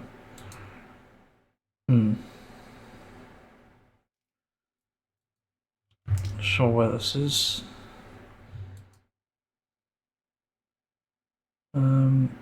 No weird looking cows and other footage. Which is promising. It means it's less likely to be AI. It's not also no weird position as well, which is good. Seems to travel, which is a bit weird. So I think they're van life, by the looks of it. Which explains also strange furniture choice, but even a curtain choice. Yeah, I don't know, nothing really saying that it's AI there. God, that is a deranged, yeah, someone in a cow costume doing that. Okay, here's a video of itself, the truck itself. Okay, for Vero. There's a number on the side. Let's see that properly. There's no fucking rewind on this. It's stupid. Social media on it. Yeah, it's actually coming out there. So probably a publicity stunt, if I'm not mistaken. But it could also very well be a case where someone potentially obviously set this up and did like some sort of deal. Yeah, it's very weird in nature. I'm not going to listen to the audio. I think there'll be anything of clarification, to be honest. I could be wrong. Let's get this game on the roll. Again, Instagram has shit interface. What about follow-up? So it's probably not AI then. Even then, it's probably a publicity thing or something dodgy. And the Vero response is on there. Hi, we're also very surprised to see a branded truck in this context. We're actually reviewing the footage. Right, see if we can review it from 20 seconds of the truck. And the vehicle routing with our logistics partner to understand the full picture, and we'll show an update as soon as possible. Right. And that was 4 hours ago. So, very strange. But again, it just seems like a publicity stunt. Like they're only doing this for the attention. To say that, oh, you know, I'm gonna mock you fucking vegans for having your brand here. Just weird shit. Yeah, so I don't know. That is all suspicious, but again, I can't make a judgment without knowing the full context. Obviously, the response we get might answer something, but it might not as well. It really depends. Sometimes these responses range from, oh, we know what's going on, to, oh, we don't know, but sorry anyway, we don't know why. And it's not also discount the conspiracy theory that they could just be getting meat products for the plant-based thing, so essentially they're faking it. Even though people would have severe allergies and intolerances to meat anyway. I think if we saw more reports of it, that would be concerning in itself. And also it being owned by a supposed meat company giant, it doesn't really make much difference because a lot of things are. I mean, they go with the lesser evil, but there is nothing out there, at least that's accessible. And, you know, given my own mental health issues, I struggle to know where to get things anyway that I like, that I can tolerate as well, for that matter. Yeah. So anyway, it's about all I have on this, I think. Just a very strange scenario with no possible answer. It's just my theory, I'm going to stick with it. It's probably a conspiracy, so yeah. Anyway, let's move on. So, This is a weird thing, but controversial, and I found it very bizarre given the game's, like, nature and stuff. But also, I'm not a fan of Pokemon Platinum, as you may know. I don't think I can play it anymore. It still has many problems, in my opinion. And this is what's leading me to actually break my silence of 8 years and just get a new fucking Pokemon game. Just so I can get on the treadmill and just be happy and play some Pokemon. An actual handheld game, played handheld, that is accessible, not all frustrating, and generally worth the money, it seems, because from what I could tell, the complaints about the game are more to do with platinum, I don't know, like, I don't know what you call it, but there's a fucking term for these people. It's not like Gen 4s or anything like Gen 1s, whatever. It's like different. But they just are so fucking hardcore on this stuff that they think that because the game isn't like showing everything that Platinum has, it means it's a bad remake. But like, isn't Pokemon Legends Arceus like technically a sort of remake in that sense, or it introduces those things?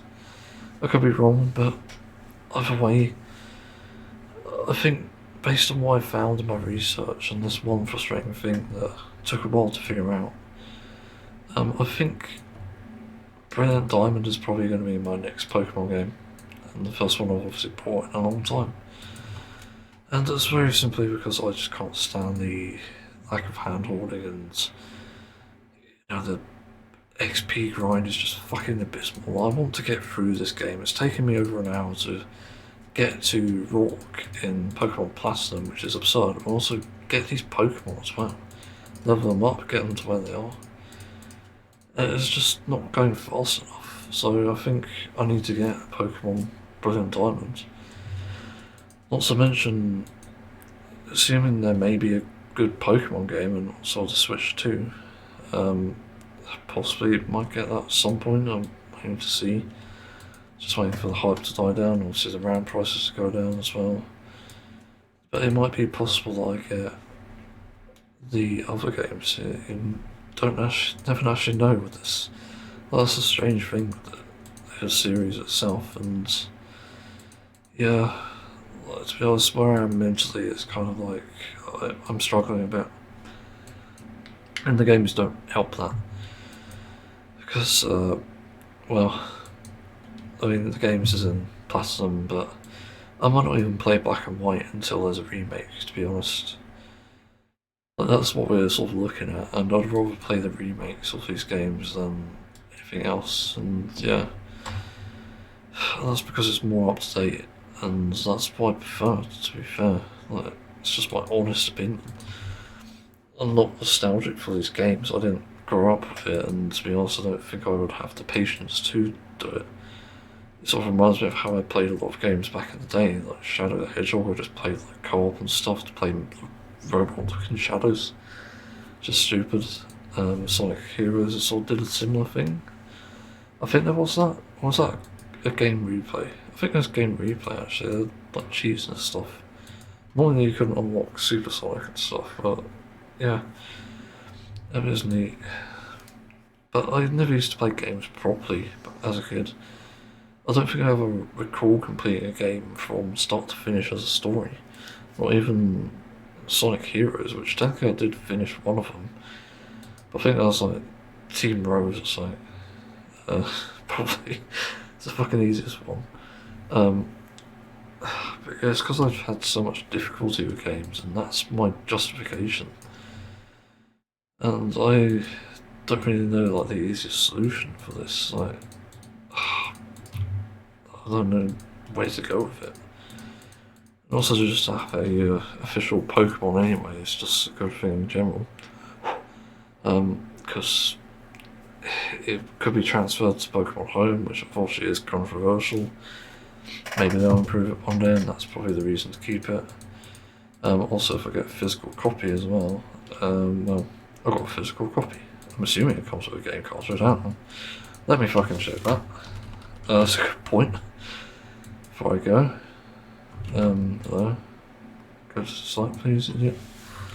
Okay, thanks. I'm not loading. Pokemon. I'm going with Billion Diamond because I like Dialga. I'm pretty sure a lot of people do, but that's mainly because of the typing and stuff. It's quite OP and whatnot. 42 pounds on this Switch. It's not a great price, but it depends on what you get. Like what's in the box. I didn't realise it's a minigame. Is that what the Pocket thing is about? Interesting. Oh, I remember RT playing this actually. I remember a fucking montage of him playing this shit. Jesus Christ. It's a good thing I don't remember much from it though. Someone show pictures of the box. Is that? I think that is a game cartridge. Wait, that's Arceus. Is this Brilliant Diamond? No game inside the case? No, it's not Arceus. Yeah, for some reason, why is Arceus in this? It's a fucking Brilliant Diamond. It's fucking weird. Yeah, but it seems to be my only choice, to be honest. I don't really see there being any other option in this sense. But it's really annoying because I would rather not support it. And also parts of it look awkward. I was looking at some of the animations too, and I don't know. Static animations in a 3D fucking game is a bit strange. Even you have more freedom as well. And graphically, it's nothing impressive. It's just kind of a bit lazy. I was noticing there's not many shadows. Not well cast either. Yeah, like this might be my only choice, to be honest. But yeah, like here we go, I guess. Restarting the journey, I'll go Chimchar again. And this is the other thing, actually. In my research, I was worried about what I'd get in the Pokedex because, given that obviously it's split up a bit, Brilliant Diamond, Shining Pearl and stuff, I wondered if you could still get an Eevee, and I was thinking, hang on, was that Platinum exclusive or wasn't it? Because I can't find information on what the differences are. There's no side by side, it's just people listing things. And that's not fucking helpful, I just need a side by side comparison to fucking decide this shit. So, yeah, I'm just fucking fuming about that. So I couldn't find Eevee. And I was thinking, like, what? How and why? Exactly? I'm genuinely confused by that. And I was confused because I looked it up and you can actually get Eevee in Brilliant Diamonds. I was thinking, how? It's not in the Pokedex. So what the fuck is the deal there? And then I looked it up further and it says, like, it's in the National Dex. So I looked for the National Dex, which didn't appear for a while until I found one site that fucking listed it. It's like, Jesus Christ. It's no wonder fucking fans of this series are just absolutely fuming about things. It's like, you create things, research that's inaccessible, it's just fucking shite. Absolutely unbelievable. But yeah, like, why? It genuinely doesn't make sense why they did that. But you should just be able to access the National Dex. And I remember when the Pokedex actually included the other Pokemon in the series, in the fucking game. Like, it's not fucking hard to figure out. I remember when that was a thing. So, yeah, like, what gives? I just do not understand it. There's so much bullshit there, and I just can't figure out why they decided that. But it shouldn't be separate decks. Because surely each game's Pokedex is going to be unique regardless of what generation it is. You can't have all 1,000 Pokemon now in, for example, Pokemon Scarlet and Violet, the same way that you can't have every single Pokemon in Gen 4. And it wouldn't even necessarily make sense generation-wise either, because you have to include Gen 2, Gen 3, but you can't include Gen 5 exactly. I didn't check that actually, but I'm wondering, because this will prove it once and for all. Being a diamond listed Pokemon IGN. Thanks IGN. You actually listed it. So let me see. No Sylveon. Okay, so they have not gone that far, it seems, which is good, I suppose.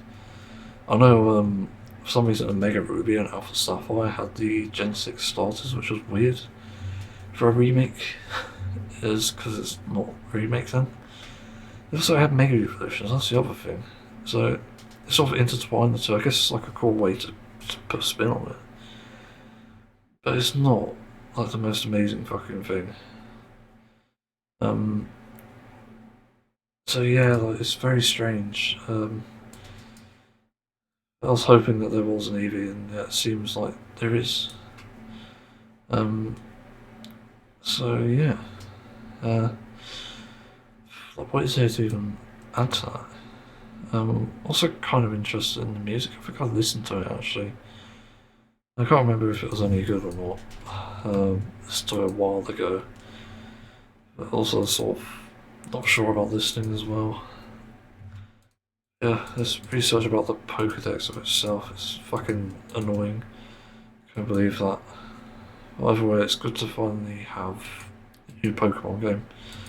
Just play and get me on the treadmill as well, because I realised only a few days ago that I could just go on the treadmill and walk rather than do the sort of jogging that I used to do, which fucking burnt me out. I'm looking at my watch, 2,500 steps today in total, so probably a good 1,500 of them were the walking. But I could do that on my treadmill, and that actually works, and it doesn't make me stupidly sweaty, it doesn't make me extremely tired either. It's just a few benefits to that, really. So that's why I figured, why not get a fucking Pokemon game? But in like a future case scenario, like Pokemon Scarlet and Violet is probably not one I want to buy, in all honesty. Because I want to support remakes because they serve a good purpose, and to be up to date is a good thing. Even though Pokemon Let's Go was like controversial as fuck to me because of terrible accessibility and also some places lack of hand holding, it was a decent remake overall. I won't complain about it as an experience, it's just a little parts of it were unpolished, and I had to point that out. So, yeah, I'm happy that they made a remake that isn't like that, where you have to throw the fucking Pokeball and you had to throw it, otherwise you're not going to get everything. It's just annoying. There's so many inaccessible aspects of that which annoyed me. Oh god. And also, didn't they add Pokemon to that as well? Because of like decks, I can't remember. Anyway, I think I ought to move on because I've got stuff to do, so yeah.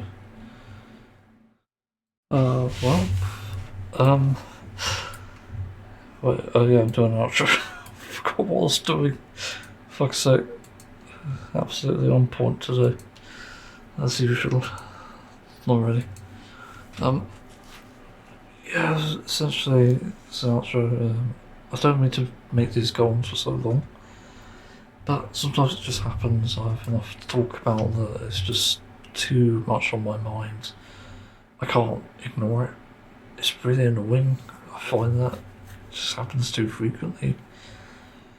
So I have to get it out somehow, but anyway, yeah. So thanks for listening. See you next time.